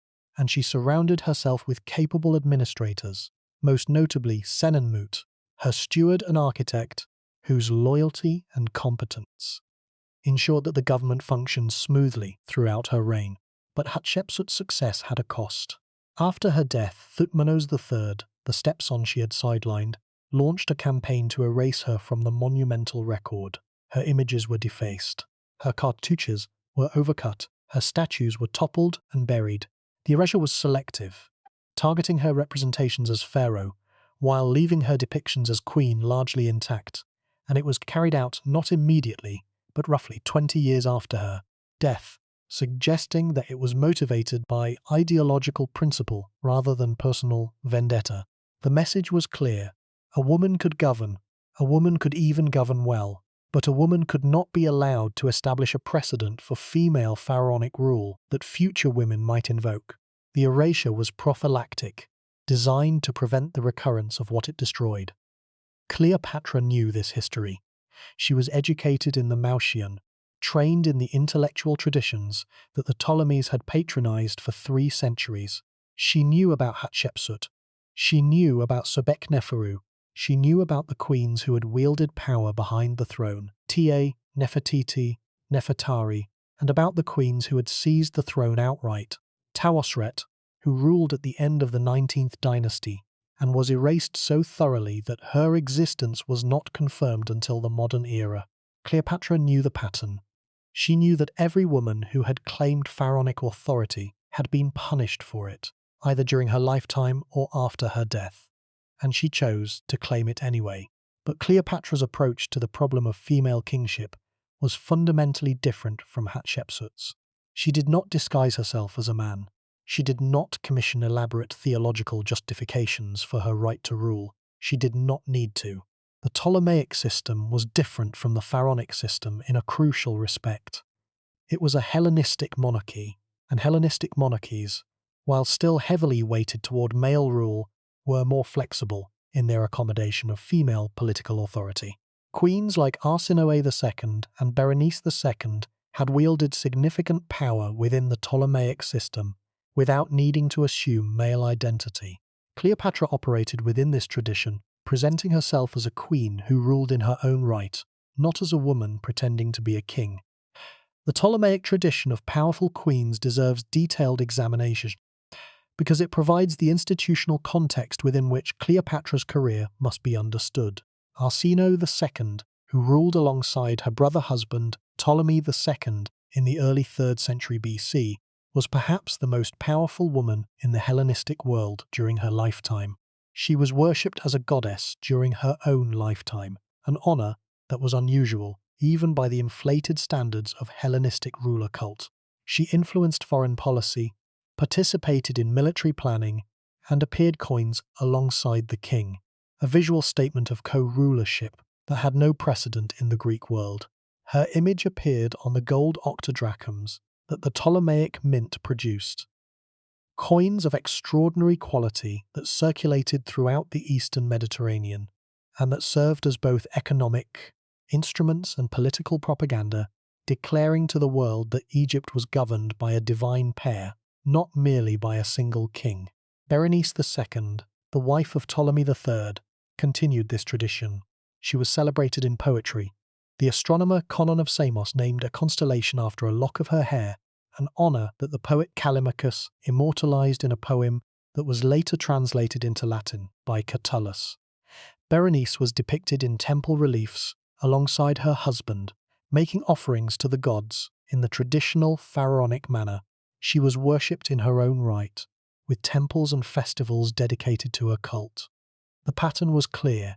Ptolemaic queens were not merely consorts. They were co-rulers, women whose authority was institutionally recognized, publicly celebrated, and theologically sanctioned. Cleopatra was the heir to this tradition, but she exceeded it. Where Arsinoe II and Berenice II had wielded power alongside their husbands, Cleopatra wielded it alone. She was not a co-ruler in the traditional Ptolemaic sense. She was the ruler, the senior and sole effective monarch of the Ptolemaic state, the woman whose name appeared first on all official documents, the person who made the critical decisions and bore the ultimate responsibility for the kingdom. Her co-rulers, her brothers Ptolemy XIII and Ptolemy XIV, and later her son Caesarion, were figureheads. The real power was hers, and she exercised it with a confidence and a competence that rivaled any of her male predecessors. At the same time, Cleopatra embraced the Egyptian pharaonic tradition more fully than any Ptolemaic ruler before her. She spoke Egyptian. She identified herself with Isis. She built temples in the traditional Egyptian style. She presented herself as the living incarnation of the goddess, not merely a devotee of Isis, but Isis herself, walking among mortals, ruling the land that the goddess had protected since the beginning of time. The Isis identification deserves special attention because it reveals the depth and sophistication of Cleopatra's religious and political strategy. Isis was not merely a popular goddess. She was, by the late Ptolemaic period, the most widely worshipped deity in the Mediterranean world. Her cult had spread far beyond Egypt, to Greece, to Rome, to the trading cities of the Levant, to the islands of the Aegean, to the ports of North Africa and the Western Mediterranean. The appeal of Isis was universal. She was the goddess of motherhood, of magic, of healing, of devotion, of the resurrection of the dead. She was the wife who had gathered the scattered limbs of her murdered husband Osiris and restored him to life. She was the mother who had protected her infant son Horus from the forces that sought to destroy him. She was the queen of heaven, the star of the sea, the lady of 10,000 names. No other deity in the ancient world commanded such widespread devotion, and Cleopatra claimed to be her living incarnation. The claim was not merely theatrical, it was strategically brilliant. By identifying herself with Isis, Cleopatra positioned herself not merely as the Queen of Egypt, but as the earthly representative of a goddess who was worshipped across the entire Mediterranean. Her authority was not limited to the borders of her kingdom. It extended, theologically, symbolically, to every temple, every shrine, every household altar where Isis was venerated. The identification gave Cleopatra a form of soft power that transcended the political, a divine charisma that could not be defeated by legions or purchased by bribes. Even Octavian, for all his military and political superiority, could not claim to be a god walking among mortals. Cleopatra could, and the claim resonated with millions of people across the ancient world, who found in the Isis cult a source of spiritual comfort and cosmic meaning that the traditional Greek and Roman religions could not provide. The second comparison that illuminates Cleopatra's story is with Zenobia, the queen of Palmyra, who, roughly 3 centuries after Cleopatra's death, would attempt a remarkably similar gambit. Zenobia ruled the wealthy trading city of Palmyra in the Syrian desert during the 3rd century AD, a period when the Roman Empire was weakened by internal crises. Zenobia seized the opportunity. She conquered Egypt. She expanded Palmyrene control across much of the eastern Mediterranean. She declared independence from Rome and established what was, in effect, a breakaway empire. The parallels with Cleopatra are striking. Both were Eastern queens who challenged Roman authority. Both controlled territories of enormous strategic importance. Both were eventually defeated by Roman military power, Zenobia by the Emperor Aurelian in 272 AD, and both were subjected to the same narrative treatment. Cast as Eastern temptresses, exotic and dangerous, women who had overstepped the boundaries of proper female behavior. Zenobia was paraded through the streets of Rome in golden chains. The very fate that Cleopatra had chosen death to avoid. The fact that Cleopatra's refusal to submit to the triumph, her choice of death over public degradation, was itself reinterpreted by Roman writers as evidence of her theatrical nature rather than her courage tells us everything we need to know about the narrative framework within which Eastern queens were understood in the Roman world. The pattern extends beyond the ancient Mediterranean. Wu Zetian, the only woman in Chinese history to hold the title of emperor in her own right, ruled the Tang dynasty in the late 7th and early 8th centuries AD. Her reign was marked by administrative reform, military expansion, and the promotion of Buddhism, a record of achievement that any male emperor would have been celebrated for. Instead, Confucian historians vilified her as a usurper, a murderess, and a sexual predator, deploying the same combination of gender anxiety and political propaganda that the Romans had used against Cleopatra a millennium earlier. The mechanism was different, Confucian moral philosophy rather than Roman republican ideology, but the result was identical. A woman who wielded sovereign power was remembered not for her achievements, but for her gender. Her story was taken from her and rewritten to serve as a warning against female ambition. The consistency of the pattern across civilizations and centuries suggests that the distortion of Cleopatra's legacy is not merely a Roman phenomenon. It is a human phenomenon, a product of the deep discomfort that patriarchal societies experience when women exercise the forms of authority that those societies have reserved for men. The discomfort generates narratives that explain the woman's power as illegitimate, as sexually derived, as a temporary aberration that was rightly corrected. These narratives serve a dual function. They discredit the specific woman, and they discourage future women from following her example. The erasure is prophylactic. It is designed not merely to punish the past, but to prevent the future. The fifth exploration in this section concerns the narrative transmission of Cleopatra's story through the centuries. The mechanism by which a Roman propaganda campaign became a permanent feature of Western cultural memory. The transmission occurred in stages. The first stage was the Augustan propaganda itself. The poetry of Horace and Propertius, the speeches in the Senate, the imagery on coins and monuments that presented Cleopatra as the defeated Eastern menace. This material was produced for immediate political consumption. It was designed to justify the war against Antony and to consolidate Augustus's hold on power. But it survived beyond its immediate purpose because it was embedded in literary works of extraordinary quality. Horace's odes, Propertius's elegies, and Virgil's Aeneid were masterpieces of Latin poetry that would be read, studied, and imitated for centuries. The propaganda was preserved by the art that contained it. The second stage was the biographical tradition. Plutarch, writing in the late 1st and early 2nd centuries AD, produced the Life of Antony, the single most influential account of Cleopatra's life. Plutarch was a Greek philosopher and essayist, not a Roman partisan, and his work contains passages of genuine nuance and insight. But Plutarch was working within a literary tradition that had already established the framework for understanding Cleopatra, the seductress who had corrupted a Roman general, and his narrative, however nuanced, reinforced, rather than challenged that framework. Cassius Dio, writing in the 3rd century, further elaborated the portrait. By the time these accounts were complete, the literary Cleopatra had acquired a biographical solidity that made her almost indistinguishable from the historical Cleopatra. The fiction had become fact. The third stage was the medieval transformation. Christian writers, interpreting Cleopatra through the lens of their own moral categories, stripped away whatever political complexity the ancient sources had preserved and reduced her to a figure of lust.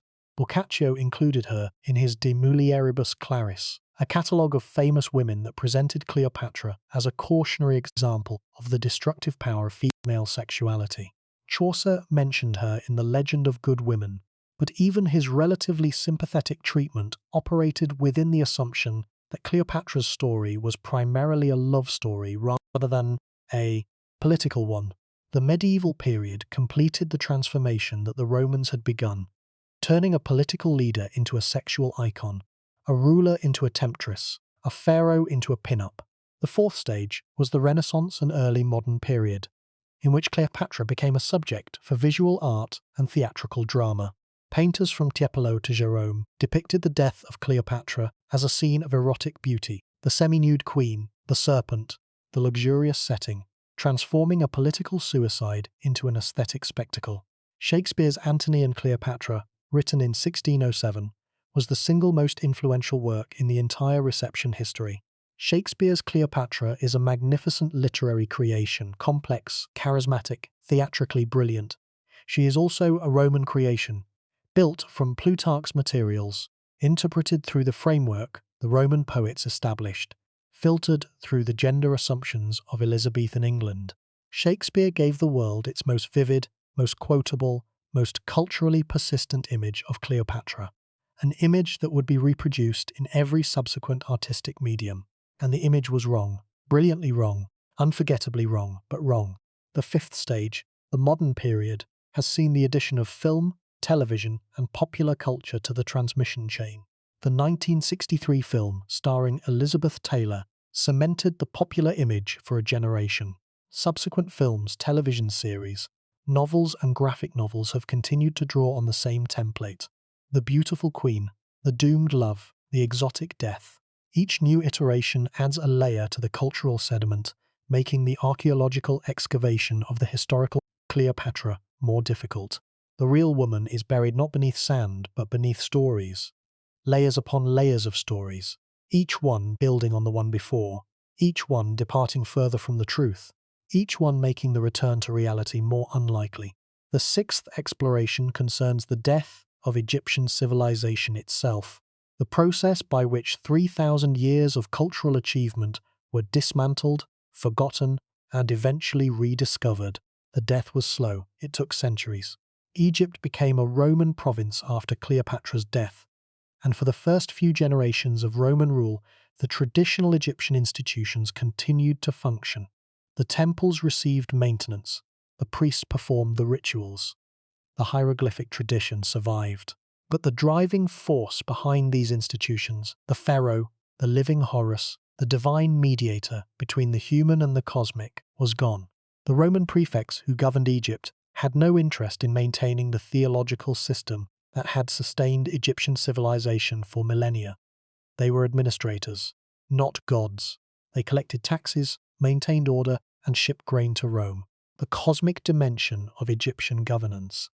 The belief that the ruler's actions maintained the balance of Ma'at, that the rituals performed in the temples kept the universe in order, that the pharaoh was the essential link in a chain that connected the human world to the divine, was irrelevant to them. The language died next. Demotic, the cursive script used for everyday writing, gradually gave way to Greek and, later, to Coptic, a form of Egyptian written in the Greek alphabet. The hieroglyphic tradition, which had been the sacred script of the monumental record, survived in increasingly restricted contexts, used only in the great temples, by a dwindling number of priests who understood the complex system of signs. The last known hieroglyphic inscription was carved at the Temple of Philae in 394 AD. After that date, the script that had been used to record 3,000 years of Egyptian history became unreadable. The key was lost. The silence was complete. The rediscovery of ancient Egypt, the process by which the civilization was recovered from the oblivion into which it had fallen, began with Napoleon's expedition to Egypt in 1798 and accelerated with Champollion's decipherment of the hieroglyphs in 1822.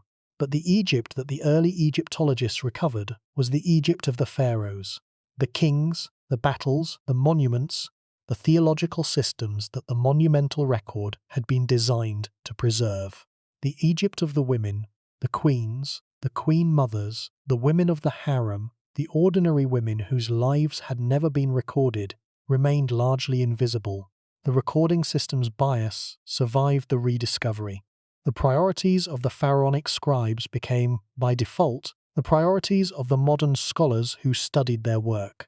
The men were visible, the women were not, and the most visible woman of all, Cleopatra, was visible only through the distorting lens of Roman propaganda that the Western scholarly tradition had inherited along with the Latin and Greek texts that were its primary sources.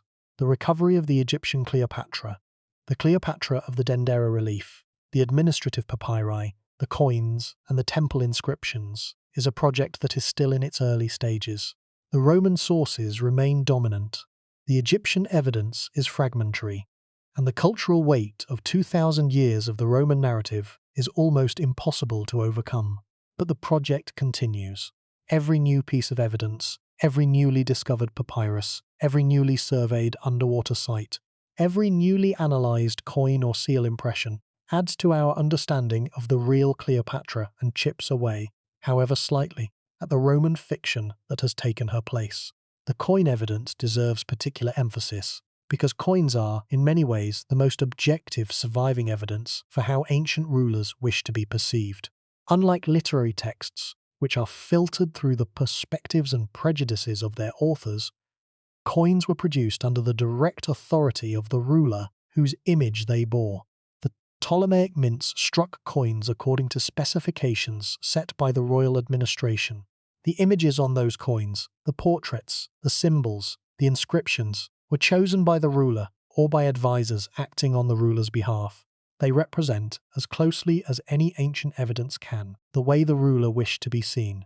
Cleopatra's coins show a woman who wished to be seen as a ruler, not as a beauty, not as a seductress, but as a sovereign. The portraits are dignified and authoritative. The features are distinctive, a prominent nose, a strong chin, a firm expression, but they are not idealized, they do not flatter, they project power. The reverse sides bear symbols of sovereignty and divinity. The eagle of Zeus, the cornucopia of abundance, the emblems of Isis. the message is consistent across every issue. This is a queen, a pharaoh, a goddess, not a woman defined by her relationships with men, a sovereign. The contrast between the coin portraits and the literary portraits is stark and revealing. The coins show a ruler. The literary sources describe a seductress. The coins speak in Cleopatra's own voice. They are the images she chose, the symbols she selected, the message she wished to transmit to her subjects and to the wider world. The literary sources speak in Rome's voice. They are the images that Octavian's propaganda machine created, the stereotypes that Roman poets reinforced, the narrative that the victors imposed on the defeated. The coins are evidence. The literary sources are argument. And for 2,000 years, the argument has been more influential than the evidence. The Roman voice louder than the Egyptian one. The propaganda more persistent than the portraits.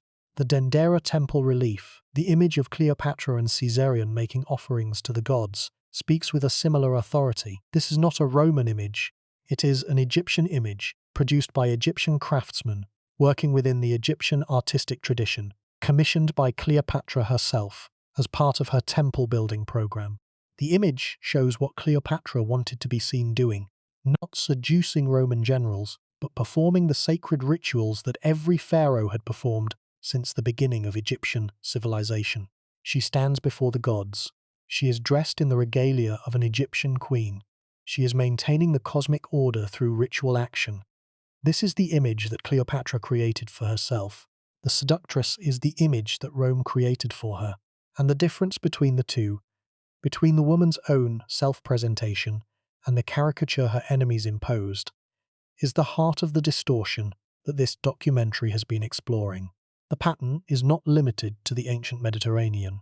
It recurs across civilizations and centuries, from the Chinese empress Wu Zetian, who ruled the Tang dynasty in the 7th century AD and was vilified by Confucian historians, to the English Queen Elizabeth I, who navigated the same tensions between female identity and royal authority that had confronted Hatshepsut 3,000 years earlier.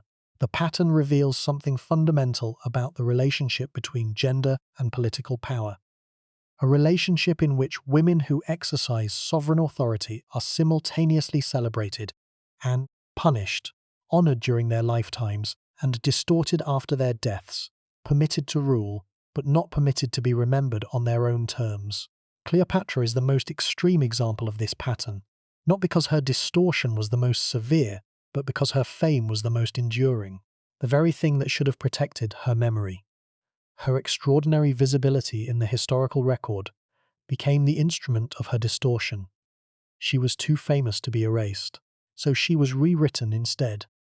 The real woman was replaced by a fictional character, a character designed to serve the needs of the civilization that had defeated her, and the fictional character became more real than the reality, more famous than the truth, more permanent than the stone that bears her name at Dendera.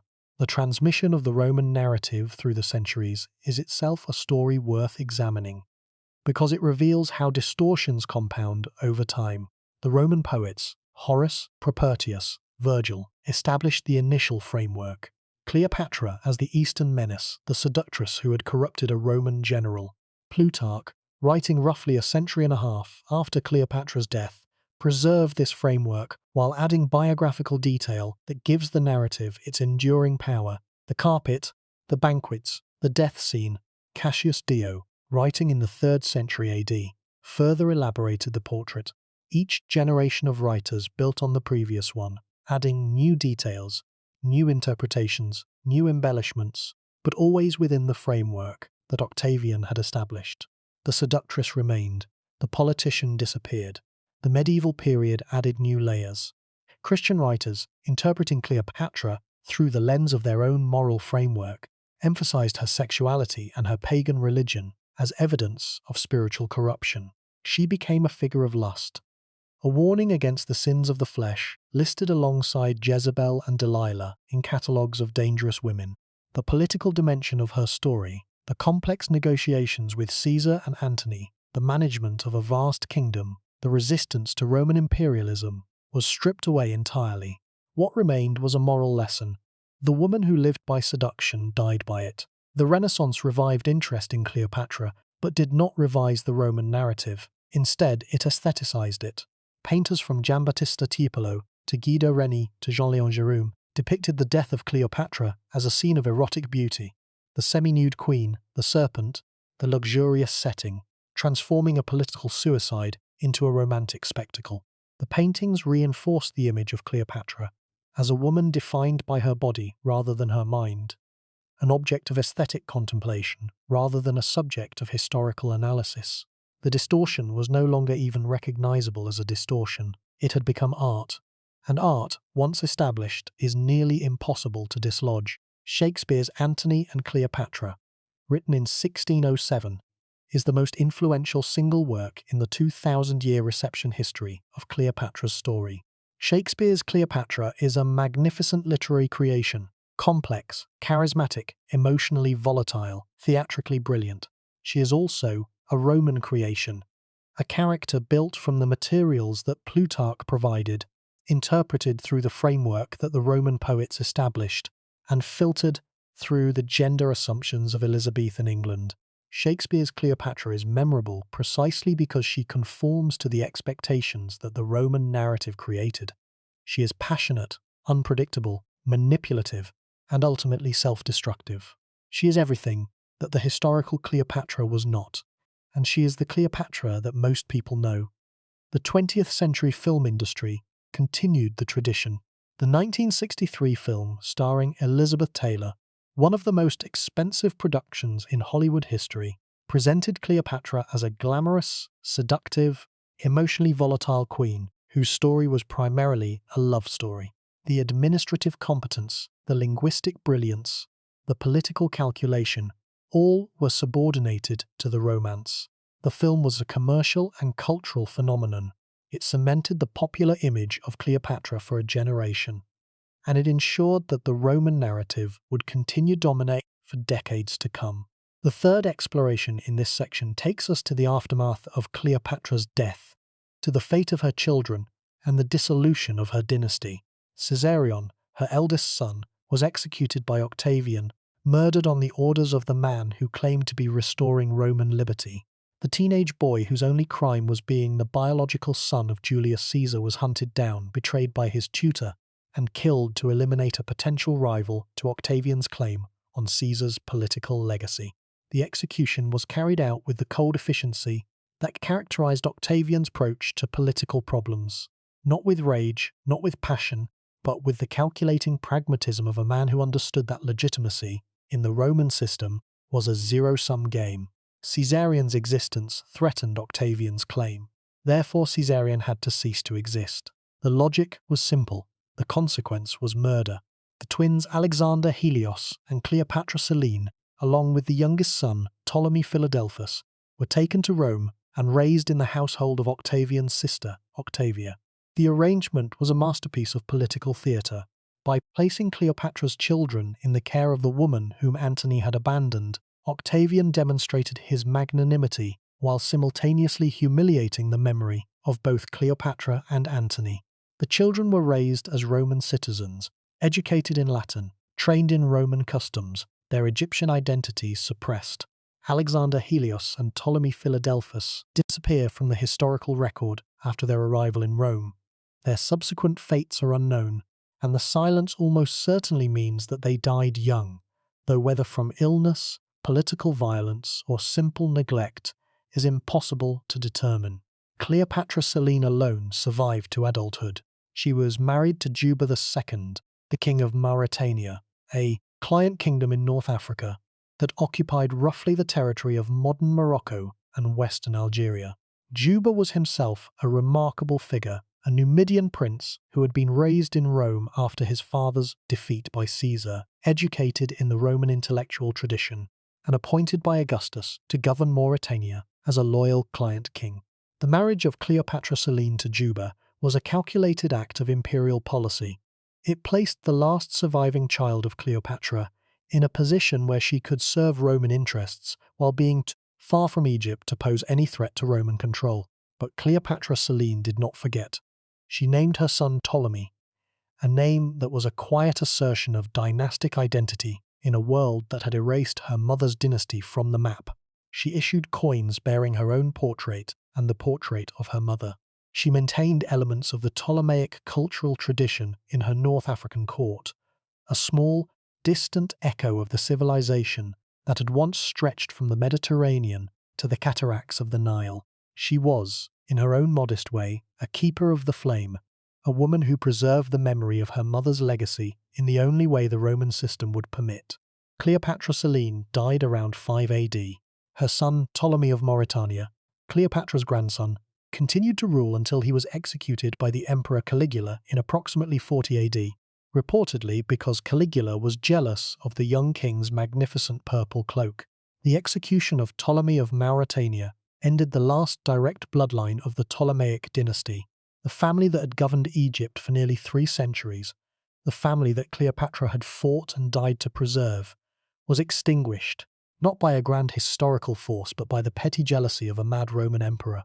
The fourth exploration concerns the physical legacy of Cleopatra's Egypt, the monuments, the artifacts, and the archaeological evidence that survive from the final years of pharaonic civilization.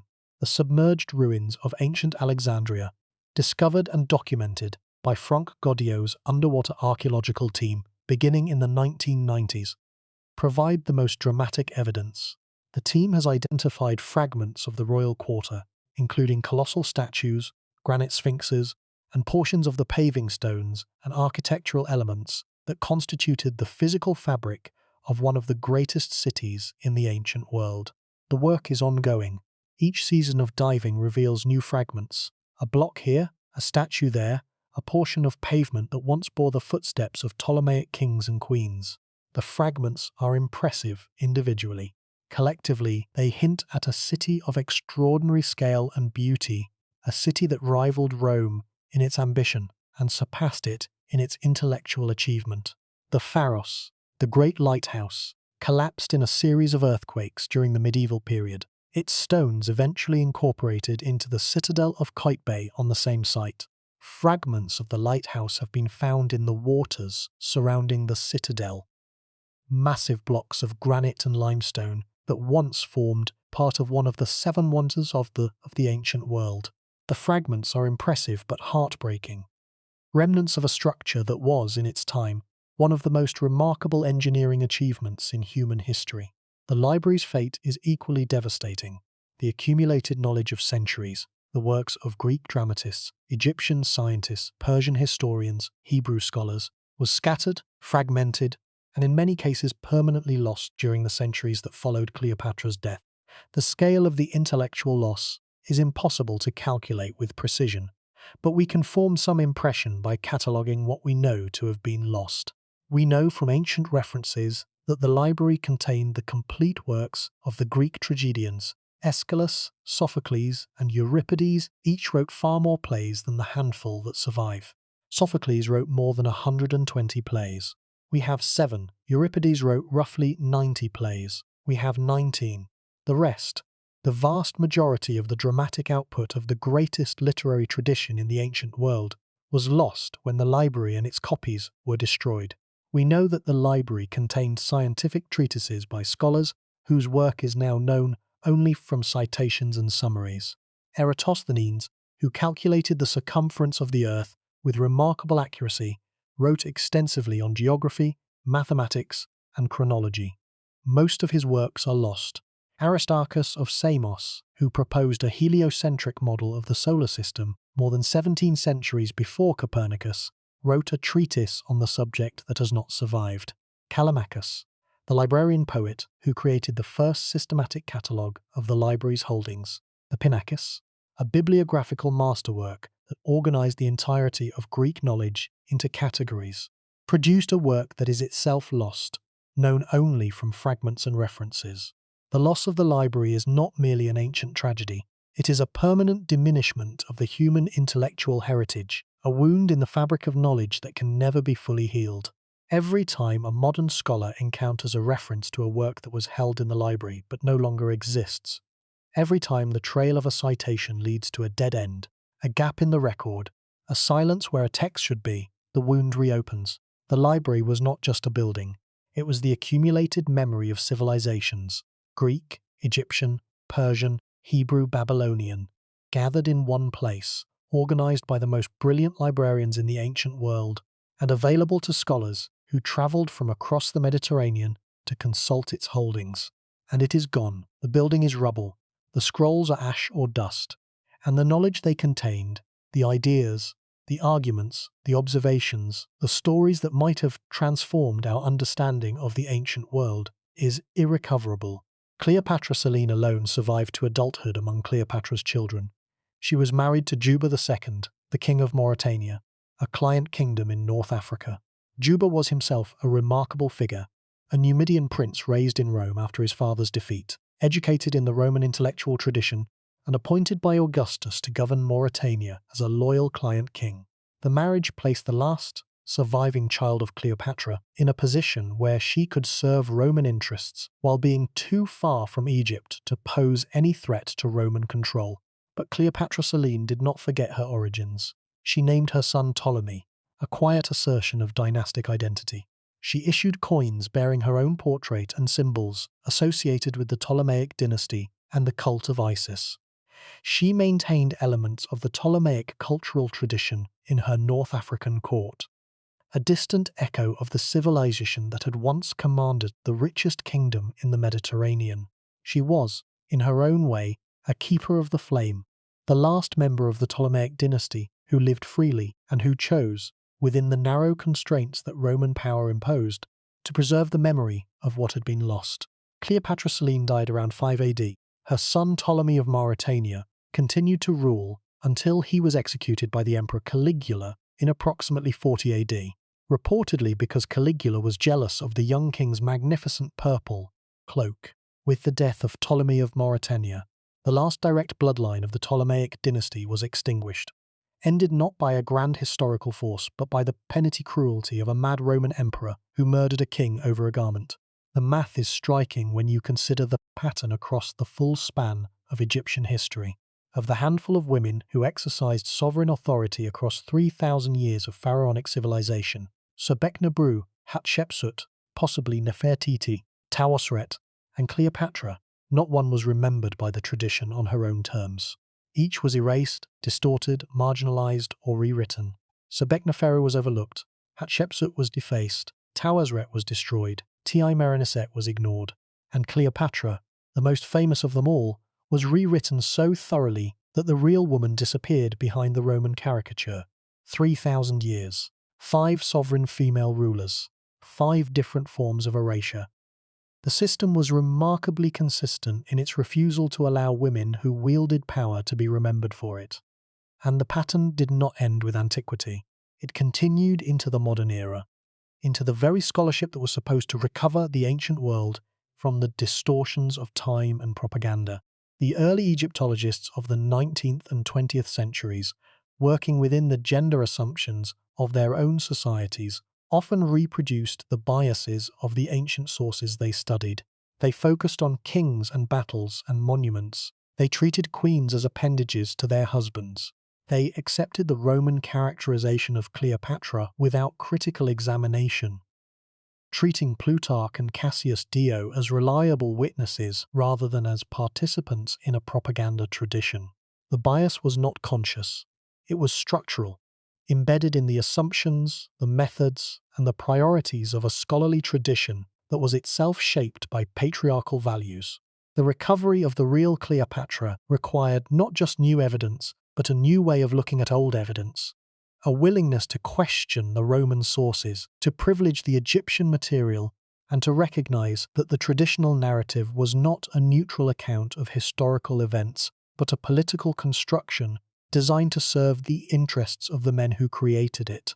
The work continues. It is slow, it is difficult. It faces resistance, not from malice, but from inertia, from the sheer weight of 2,000 years of cultural conditioning that makes the Roman Cleopatra feel more real than the Egyptian one.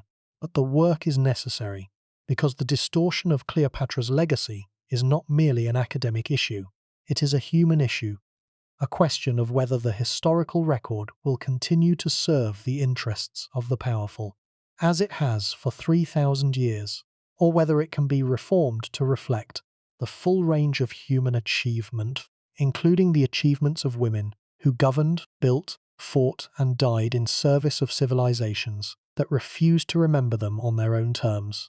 Step back now from the names and the dates, from the battles and the propaganda, from the coins and the temples and the submerged ruins of Alexandria. Step back from the specific story of Cleopatra and look at what her story reveals about the deepest structures of power, memory, and narrative control. What does it mean to be remembered wrong? The question is not the same as being forgotten. Tawazret was forgotten.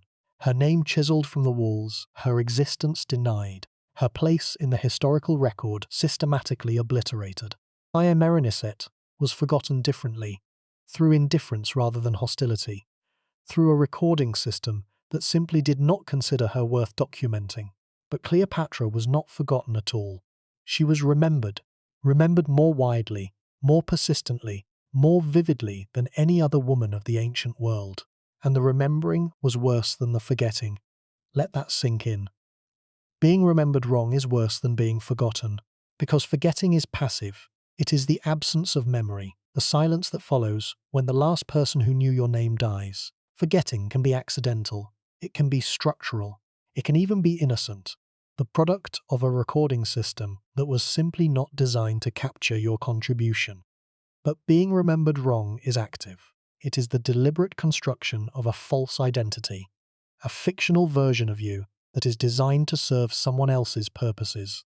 It is the colonization of your memory by your enemies. It is the transformation of your name from a marker of identity into a tool of propaganda.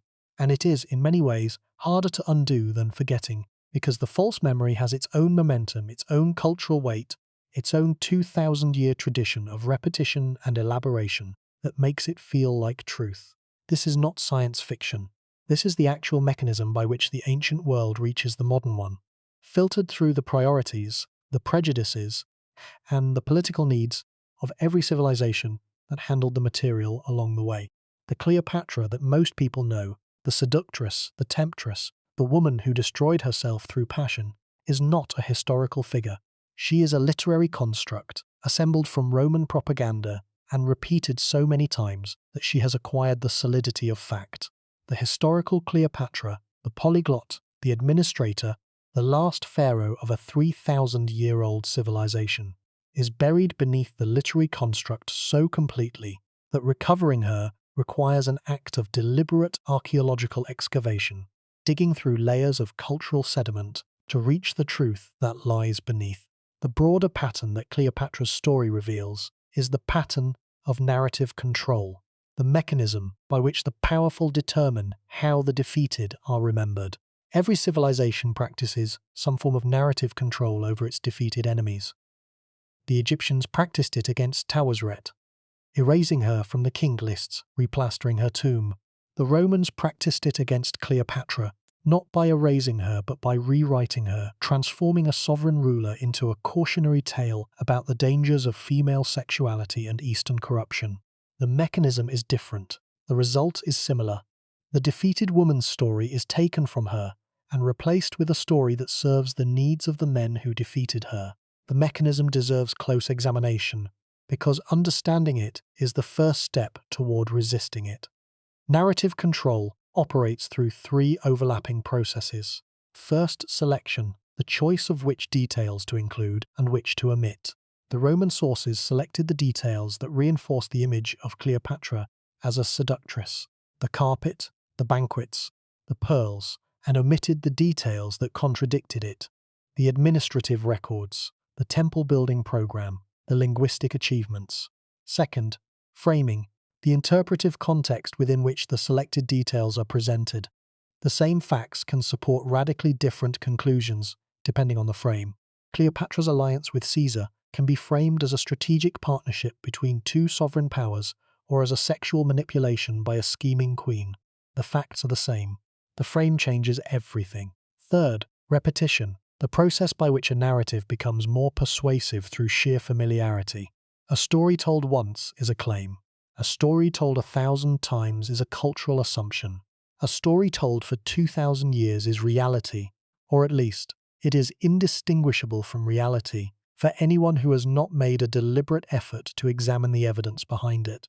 These three processes, selection, framing, and repetition, are not unique to the ancient world. They are the basic tools of propaganda in every era. Modern media operates through the same processes at vastly greater scale. The selection of which stories to cover and which to ignore. The framing of events through editorial choices about language, emphasis, and context. The repetition of narratives through the amplifying power of social media, where a claim can circle the globe 1,000 times before a correction reaches the end of a single block. The technology has changed. The principle has not. Let that sink in. The implications extend to our own time. We live in an era of unprecedented narrative control, an era in which governments, corporations, media organizations, and social media platforms compete to shape the stories that define public consciousness. The mechanisms are different from those available to Octavian. We have algorithms instead of poets, social media feeds instead of Senate speeches, viral content instead of propaganda monuments, targeted advertising instead of commemorative coins. But the underlying dynamic is the same. The powerful control the story controls the memory, and the memory, the collectively held image of who a person was and what they meant, becomes, for all practical purposes, indistinguishable from reality. Cleopatra's story demonstrates that this form of control is neither new nor temporary. Octavian's propaganda campaign against Cleopatra was launched in the 30s BC. It is still working. 2,050 years later, the Roman version of Cleopatra remains the dominant version. The version that appears in films, in novels, in popular culture, in the imagination of billions of people who have never read a scholarly study of the Ptolemaic period. The propaganda was designed to last, and it lasted. The durability of the Roman narrative should alarm us, not just as historians, but as citizens of a world where narrative control is more powerful and more pervasive than it has ever been. If a propaganda campaign launched in the 1st century BC can still shape the public's understanding of a historical figure in the 21st century AD, what does that tell us about the durability of modern propaganda? What narratives are being established today about political leaders, about social movements, about entire populations that will still be shaping public opinion 2,000 years from now? The question is not hypothetical. It is the most urgent question that the study of ancient propaganda can pose to the modern world. The answer is uncomfortable. It is that narratives, once established, are very nearly permanent. They can be challenged, they can be corrected at the margins, but they cannot be fully replaced, not unless the corrective effort is as sustained, as creative, and as culturally resonant as the original distortion. Octavian had Horus. The correction needs voices of equal power, equal reach, and equal cultural authority. The scholars have done their part. The evidence has been assembled. The case has been made. What remains is the cultural work, the work of storytelling, of filmmaking, of education, of the 1,000 small acts of narrative correction that, accumulated over years and decades, might eventually shift the balance from the Roman Cleopatra to the Egyptian one. The modern effort to recover the historical Cleopatra is, in this context, an act of resistance, a small but genuine pushback against a propaganda campaign that has been running for more than 2,000 years.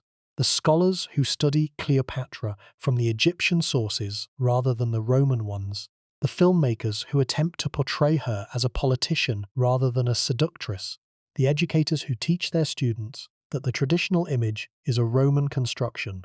All of these people are, in their own way, participating in an excavation. They are digging through the cultural sediment, through 2 millennia of paintings and plays and films and casual assumptions, brushing away the accumulated layers of repetition and embellishment, trying to reach the original surface, the surface on which the real Cleopatra once stood, speaking 9 languages, managing a kingdom, making offerings to the gods at Dendera, choosing death over dishonor. The excavation is difficult. The sediment is deep, deeper than any archaeological dig, because the material being excavated is not stone or sand, but assumptions, beliefs, cultural reflexes that operate below the level of conscious thought, and the original surface may never be fully uncovered. The Roman sources are, for many events in Cleopatra's life, the only sources available, and separating the factual content from the propagandistic framework is a task that requires extraordinary care and constant vigilance against the temptation to replace one fiction with another. The scholarly Cleopatra is not necessarily the real Cleopatra. She is a reconstruction assembled from fragmentary evidence and interpreted through modern analytical frameworks that carry their own biases and limitations. But the scholarly Cleopatra is at least an honest attempt, an attempt to see the woman behind the myth, to hear the ruler behind the caricature, to understand the pharaoh behind the Roman fantasy. The grief moment of Cleopatra's story is not her death. It is the moment when you realize that the woman who died in Alexandria in 30 BC, the woman who held a serpent to her skin and chose eternity over humiliation, is not the woman the world remembers. The world remembers a character, a fiction, a useful distortion created by the men who needed her to be wrong so that they could be right. And the real woman, the polyglot, the administrator, the pharaoh, who spoke Egyptian to her subjects and performed the sacred rituals with her own hands, is lost inside the fiction, visible only to those who know where to look and who care enough to look for her. There is a modern dimension to this that is worth dwelling on. We live in an age that prides itself on its commitment to historical accuracy, to evidence-based understanding, to the debunking of myths and the correction of distortions. We have more tools for historical research than any previous generation: satellite imaging, underwater archaeology, DNA analysis, multispectral imaging, digital databases that make it possible to cross-reference thousands of documents in seconds. And yet the Roman narrative of Cleopatra persists. It persists in films and television shows produced in the 21st century. It persists in popular books marketed as history. It persists in the casual assumptions of billions of people who, if asked to describe Cleopatra, would reach for the vocabulary of seduction and romance rather than the vocabulary of governance and diplomacy. Why? The answer is not that people are ignorant or careless. The answer is that narratives, once established, have a self-reinforcing quality that makes them extraordinarily resistant to correction. Each repetition of the Roman narrative, each film, each novel, each television special, each casual reference in a conversation, reinforces the existing framework and makes it harder to replace with a more accurate alternative. The human mind does not process historical information like a computer, updating its database whenever new evidence is presented. The human mind processes historical information like a storyteller, absorbing narratives, remembering stories, and preferring the familiar to the accurate when the two come into conflict. The Roman narrative of Cleopatra is a good story, dramatic, emotionally compelling, rich in the kind of detail that sticks in the memory. The scholarly narrative of Cleopatra, the administrator, the linguist, the politician, is a less dramatic story, a more complex story, a story that requires more effort to understand, and that offers fewer of the emotional satisfactions that the Roman version provides. In the competition for cultural attention, the compelling fiction will always outperform the complex truth, unless the people who know the truth make a sustained, deliberate effort to tell it in ways that are as compelling as the fiction. This is the challenge that the modern reassessment of Cleopatra faces. It is not enough to publish the evidence in academic journals. It is not enough to correct the record in footnotes that only specialists will read. The reassessment must enter the mainstream, must reshape the films, the novels, the television shows, the educational materials that form the cultural consciousness of billions of people. It must replace the Roman Cleopatra with the Egyptian Cleopatra in the imagination of the general public. And that is a task that requires not just scholarship, but storytelling. The ability to make the true story as compelling, as memorable, as emotionally resonant as the false one. The implications extend beyond Cleopatra to every historical figure whose legacy has been distorted by the narrative priorities of the powerful. The mechanism that Octavian used against Cleopatra, the mechanism of narrative control, of replacing the real person with a useful fiction, is not ancient history. It is a living technology, deployed daily in the modern world, through media, through social platforms, through the algorithmic systems that determine which stories reach which audiences. The difference between ancient and modern narrative control is one of scale, not kind. Octavian had poets. Modern propagandists have algorithms. The poets reached thousands, the algorithms reach billions. But the principle is the same. Control the story, control the memory, control the legacy.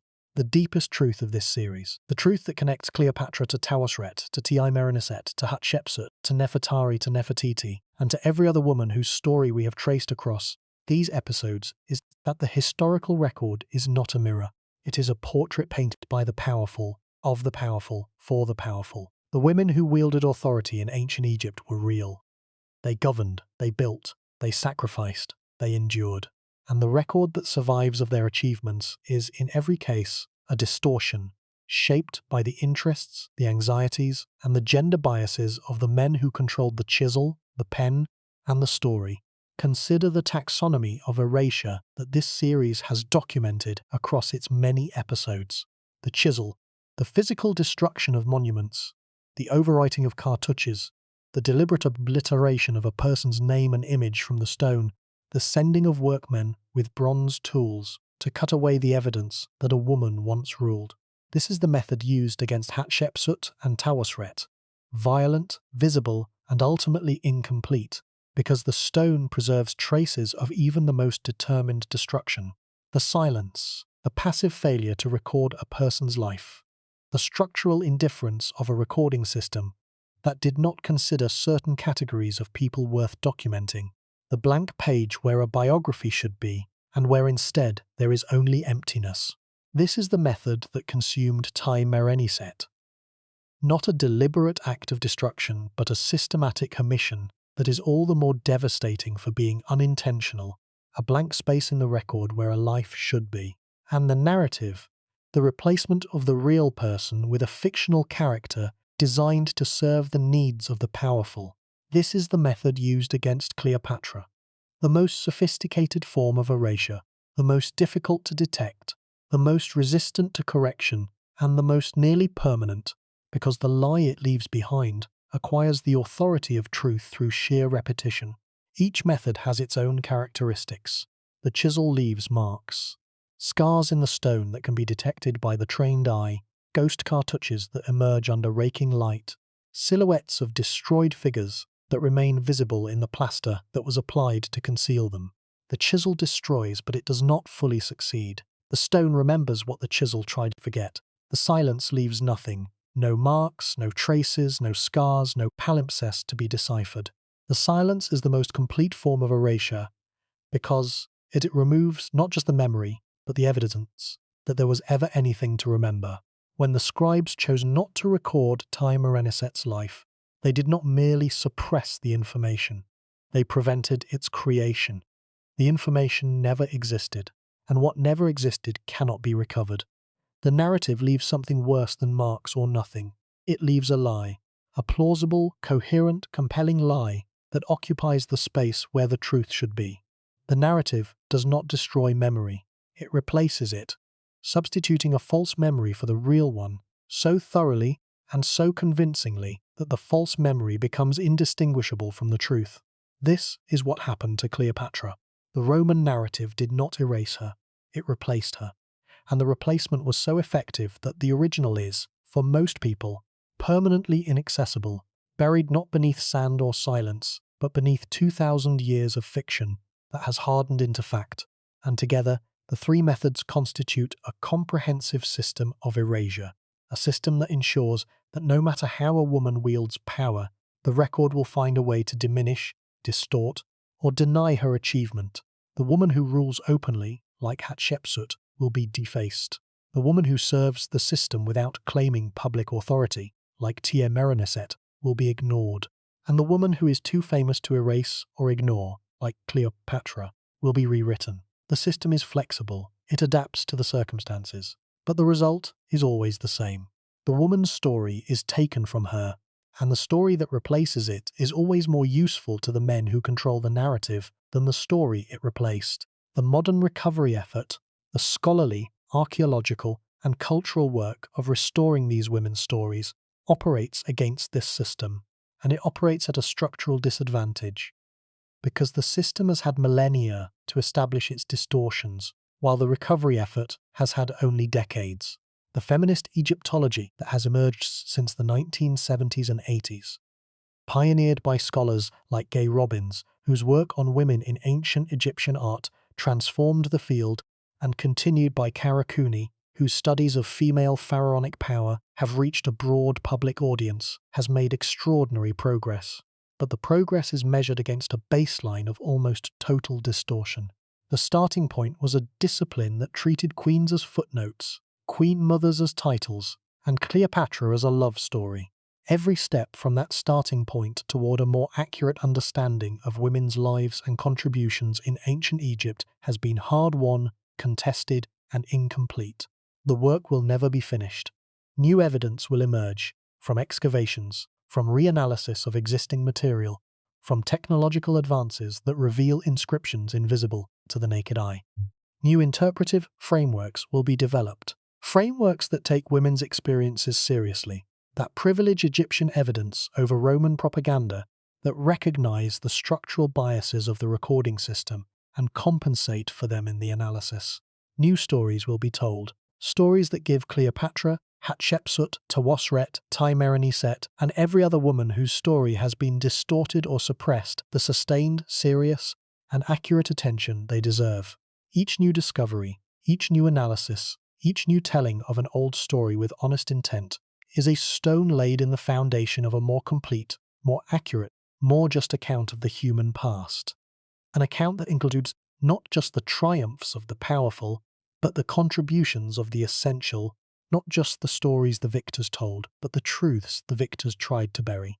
The foundation is far from complete, but it is being built, one stone at a time, one name at a time, one corrected narrative at a time. But the work matters, not because it will be finished, but because the doing of it is, in itself, a form of justice. Every recovered name is a small reversal of the erasure. Every corrected narrative is a small victory over the propaganda. Every person who hears the real story of Cleopatra, the administrator, the linguist, the pharaoh, and recognizes it as more true, more complex, more worthy of respect than the Roman caricature, is a person who has been freed, however slightly, from the grip of a 2,000-year-old lie. Recovering the truth from beneath the distortion is the work of our time. It is slow work. It is difficult work. It is work that will never be finished, because the distortion is embedded so deeply in the cultural consciousness that it cannot be fully removed, only acknowledged, challenged, and gradually, painstakingly corrected. But the work matters. It matters because every recovered name, every corrected narrative, every moment of genuine understanding is a small victory against the darkness of distortion, a small light held up to the shadow of propaganda, a small act of justice for women who deserved better than the stories their enemies told. Stand at the temple of Dendera, not inside, just at the threshold, where the desert light falls on the stone and the carved figures seem to move in the shifting shadows. On the rear wall of the temple, barely noticed by most visitors, a relief shows two figures making offerings to the gods. One is a woman, one is a boy. The woman wears the crown of a pharaoh. The boy stands beside her, learning the rituals that he will one day perform alone. The woman is Cleopatra, the boy is Caesarion. They are the last pharaohs of Egypt, and they are performing the rituals that their civilization had performed for 3,000 years. The rituals that maintained the cosmic order, that ensured the Nile would flood, that kept the forces of chaos at bay, that connected the living to the dead and the human to the divine. The relief is carved in the traditional Egyptian style, the same style that had been used to depict pharaohs since the Old Kingdom, more than 2,000 years before Cleopatra's time. The figures are shown in profile. The proportions follow the canonical grid. The gestures are formulaic, the offering hand extended toward the gods, the body positioned in the posture of ritual submission that every pharaoh had adopted in every temple in Egypt since the beginning of recorded history. There is nothing in the image that identifies Cleopatra as unusual, as foreign, as anything other than a pharaoh doing what pharaohs do. The cartouches beside the figures identify them by name. But the image itself is timeless. It could be any pharaoh, in any temple, in any century of Egyptian history.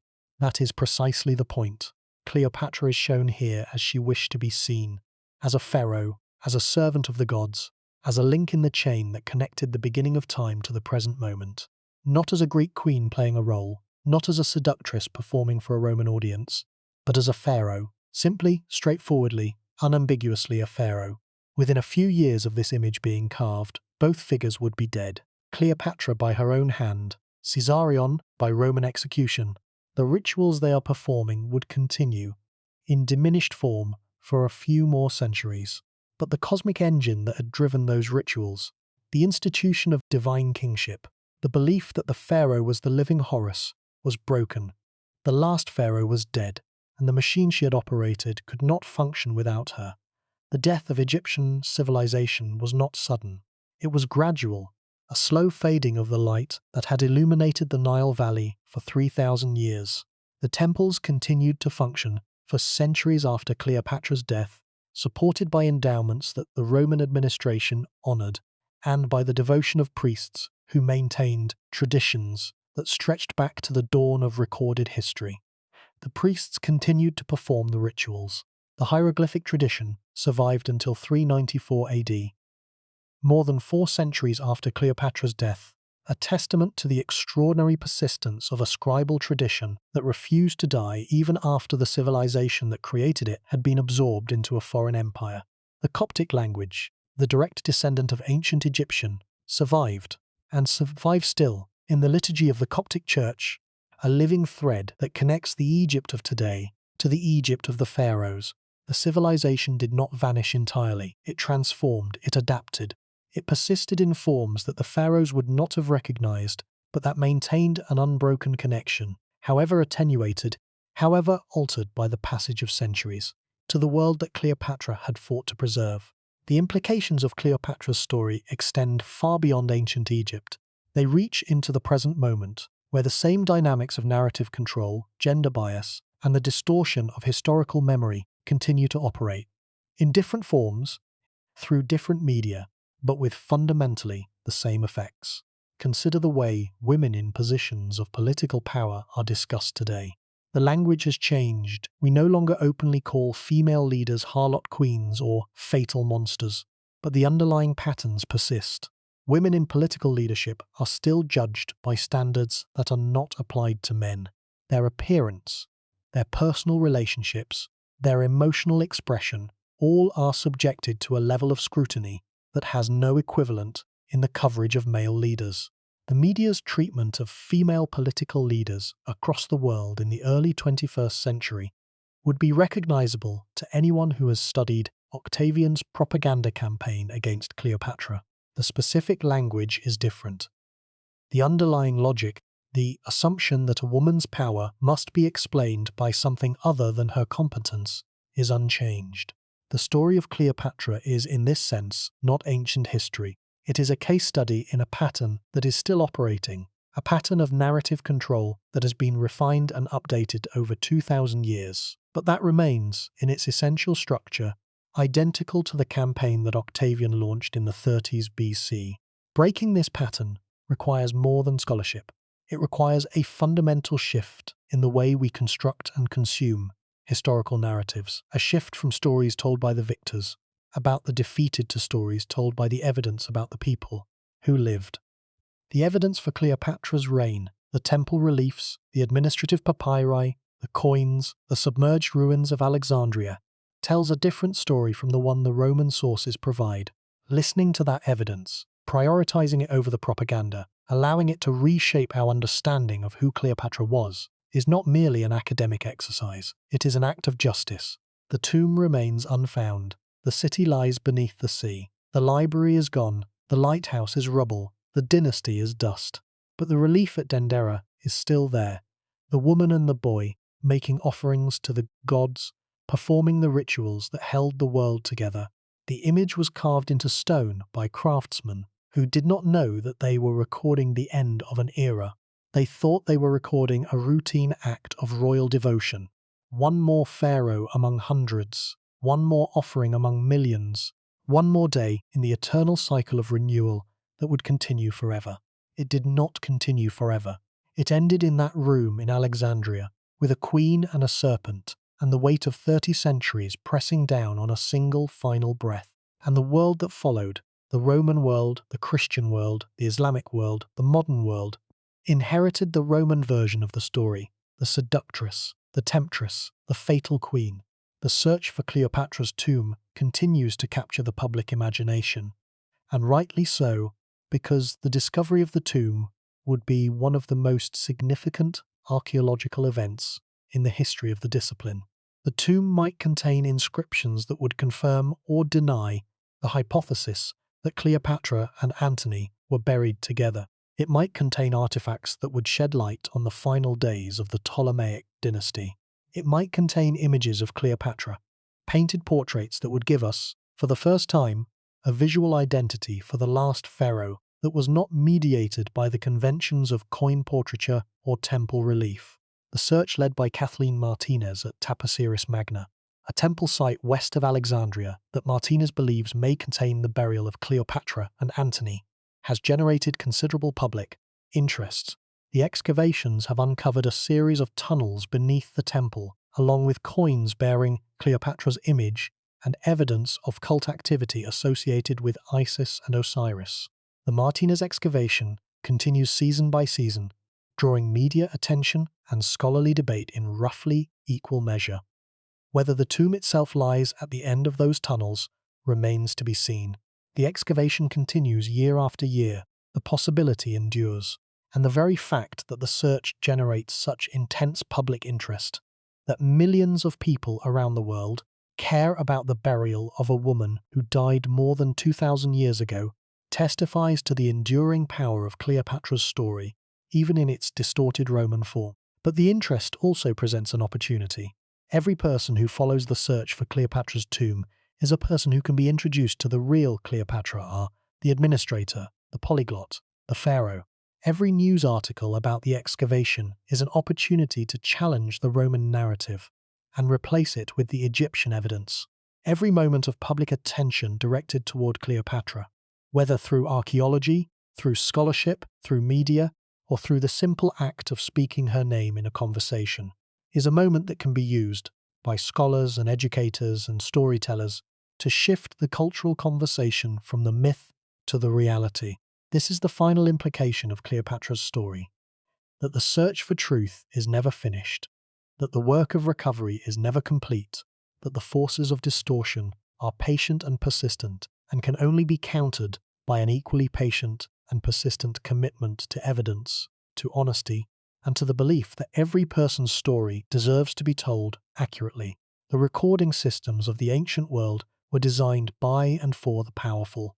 They privileged kings over queens, battles over births, monuments over motherhood, and the public achievements of men over the private contributions of women. They created a record that was biased at its foundation, a record that systematically overrepresented certain kinds of experience and systematically excluded others. The modern recording system, the scholarship, the education, the media, the culture that we are creating every day, has the power to correct those biases. Whether it will exercise that power consistently, effectively, and courageously is a question that remains open. The answer depends on us, on whether we choose to repeat the Roman narrative or to challenge it, on whether we teach our children the myth or the reality, on whether we accept the 2,000-year-old lie or demand the truth. The choice is not abstract, it is concrete. It is made every time a filmmaker decides whether to portray Cleopatra as a seductress or a sovereign. Every time a teacher decides whether to emphasize her love affairs or her governance. Every time a museum decides how to present the evidence of her reign. Whether to lead with the romance or with the relief at Dendera that shows a pharaoh performing the sacred rituals.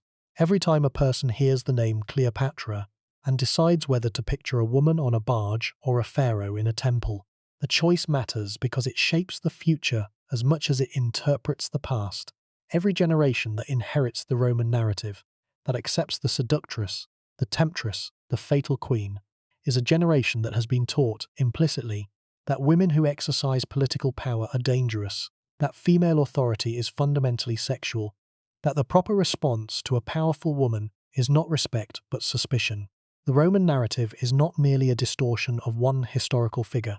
It is a template, a cultural script that has been applied, with variations, to every powerful woman from Zenobia to Wu Zetian, to the female political leaders of our own era. Replacing the Roman narrative with the Egyptian reality is not merely an act of historical correction, it is an act of cultural liberation, a freeing of the imagination from a script that has constrained the way we think about female power for 2 millennia. The real Cleopatra is still waiting, waiting in the stone at Dendera, waiting in the coins that bear her dignified portrait, waiting in the administrative papyri that record the functioning of her government, waiting in the submerged ruins of the city she ruled, waiting for the moment when the world is ready to hear her story, her real story, and to recognize, at last, the queen behind the myth. There was once a woman who ruled the richest kingdom in the Mediterranean world. She spoke 9 languages, she managed an economy that fed 8 million people. She built temples to the gods of her adopted country. She declared herself the living incarnation of Isis. She bore children to the 2 most powerful men on earth. She fought a war for the survival of her civilization. She lost, and she chose death rather than submission. Her name was Cleopatra VII, the last pharaoh of Egypt, the most famous woman of the ancient world, and the most thoroughly rewritten, the woman whose real story was buried beneath 2,000 years of propaganda, and who is only now, through the patient work of scholars and storytellers, beginning to emerge from beneath the rubble of Roman fiction. By the end of tonight, the answer to the question at the heart of this documentary should be clear. Who was Cleopatra? Not the Roman version, the seductress, the temptress, the exotic queen who destroyed herself through passion. The real Cleopatra, the Egyptian Cleopatra, the woman behind the myth. She was a ruler, first, last, and always a ruler. A woman who inherited a kingdom in crisis, surrounded by an empire that wanted it dead, and who held that kingdom together for 21 years through a combination of political skill, diplomatic brilliance, economic management, and personal courage that has few parallels in the ancient world. She was not perfect, she made mistakes, strategic, diplomatic, and personal, but the mistakes do not define her, the achievement defines her. 21 years of effective governance during one of the most turbulent periods in Mediterranean history. That is the measure of Cleopatra, not the carpet, not the pearls, not the asp, the governance. She was a pharaoh, the last in a line that stretched back 3,000 years from the unification of Egypt under the first kings of the first dynasty to the moment when Cleopatra pressed a serpent to her skin and the institution of divine kingship ended forever. She took the role seriously. She spoke the language. She performed the rituals. She built the temples. She presented herself to the Egyptian people not as a foreign queen borrowing their traditions, but as a genuine pharaoh, a ruler who belonged to the country she governed, who understood its religion, who spoke its language, and who died rather than allow it to be absorbed into the Roman Empire without a fight. She was an intellectual, educated in the Mautian, trained in the traditions of the greatest center of learning in the ancient world, fluent in 9 languages, capable of engaging with diplomats, scholars, and priests from across the Mediterranean world in their own tongues. The woman who spoke to the Ethiopians in their language and to the Syrians in theirs, who addressed her Egyptian subjects in Egyptian and her Greek court in Greek, who could shift between cultural frames as easily as most people shift between conversations. That woman was not a seductress. She was one of the most educated and intellectually gifted rulers of her age, and the fact that the tradition remembers her body rather than her mind is the distortion that this documentary has tried, however imperfectly, to correct. And she was erased, not by chisels, not in the way that Tawarsret was erased from the walls of KV-14, not by indifference, not in the way that Tyre Mereneset was erased by a recording system that did not consider her worth documenting. Cleopatra was erased by narrative, by a story so powerful, so perfectly designed to serve the needs of the civilization that defeated her, that it replaced the real woman entirely. The story has been repeated for 2,000 years. It has been painted, dramatized, filmed, novelized, and absorbed into the cultural DNA of the Western world. And it is wrong. It is not the story of the woman who lived. It is the story the men who defeated her needed the world to believe. But stories can be challenged. Myths can be corrected. Lies, however old and however deeply embedded in the culture, can be exposed and replaced with truth. The process is slow. The resistance is formidable. The Roman narrative has the weight of 20 centuries of repetition behind it, and the scholarly narrative has the weight of only a few decades. But the evidence is on the side of the scholars. The coins speak, the temples speak, the administrative papyri speak, the submerged ruins of Alexandria speak, and what they say, all of them consistently, unanimously, is that the woman Rome called a seductress was in fact a sovereign, a builder, a linguist, a pharaoh, the pattern that connects Cleopatra to every other woman in this series, to Hatshepsut and Tawosret, to Nefertari and Tiamareniset, to Nefertiti and Kia and Ankhesenamun, is the pattern of a civilization that could not tolerate the memory of powerful women. The mechanism varied, the chisel, the silence, the propaganda, but the result was the same. The women who wielded power were punished for it, not always during their lifetimes, but always in their legacies. Their stories were taken from them and rewritten by men who needed those stories to say something different from what they actually said. The work of recovery continues. It continues in the academic journals and the conference papers, in the museums and the excavation sites, in the documentaries and the books that attempt to tell these women's stories as they actually were, rather than as the powerful wanted them to be. The work is slow, the distortions are deep, the cultural sediment of centuries is not easily removed, but every recovered fact, every corrected narrative, every moment of genuine understanding is a small act of justice, a small reversal of the erasure, a small restoration of the truth. And now, at the end of this series, we can see the full scope of what was lost and what is being found again. From the divine queens of the 18th dynasty to the last pharaoh of the Ptolemaic, from the women whose names were chiseled from the walls to the woman whose name was drowned in propaganda, the story of women's power in ancient Egypt is a story of achievement and erasure, of brilliance and distortion, of lives that mattered enormously and records that denied they mattered at all. The women were real, their contributions were real, their erasure was real, and the work of recovery, the slow, painstaking, never-finished work of restoring truth from beneath the ruins of propaganda, is the most important thing we can do to honor them. The series ends where it must end, with the last pharaoh, in the last temple, performing the last rituals of a civilization that was about to be absorbed into the Roman Empire. But the ending is not truly an ending, it is a beginning. The beginning of the recovery, the beginning of the correction, the beginning of the long work of restoring these women's stories to the historical record from which they were excluded, distorted, or erased. The women who ruled ancient Egypt, who governed, who built, who fought, who endured, deserve to be remembered as they were, not as their enemies wished them to be, and the act of remembering them, of saying their names, of telling their stories, of insisting on the truth against the weight of centuries of distortion, is the most meaningful form of resistance that scholarship and storytelling can offer. From Sebekneferu to Cleopatra, from the earliest female pharaoh to the last, from the woman who was overlooked to the woman who was rewritten, the arc of 3,000 years of female power in ancient Egypt ends here. Not with silence, not with erasure, but with a voice speaking in the darkness, saying names that deserve to be heard. Sebekneferu, Hatshepsut, Nefertiti, Nefertari, Tawosret, Tiamareniset, Cleopatra. 7 names among millions that were never recorded. 7 lives that represent the countless lives that the recording system consumed and discarded. 7 stories that we have told as honestly as the evidence allows, knowing that the evidence is incomplete, that the distortions run deep, and that the truth, however imperfectly recovered, is always worth pursuing. The temple at Dendera stands in the upper Egyptian desert.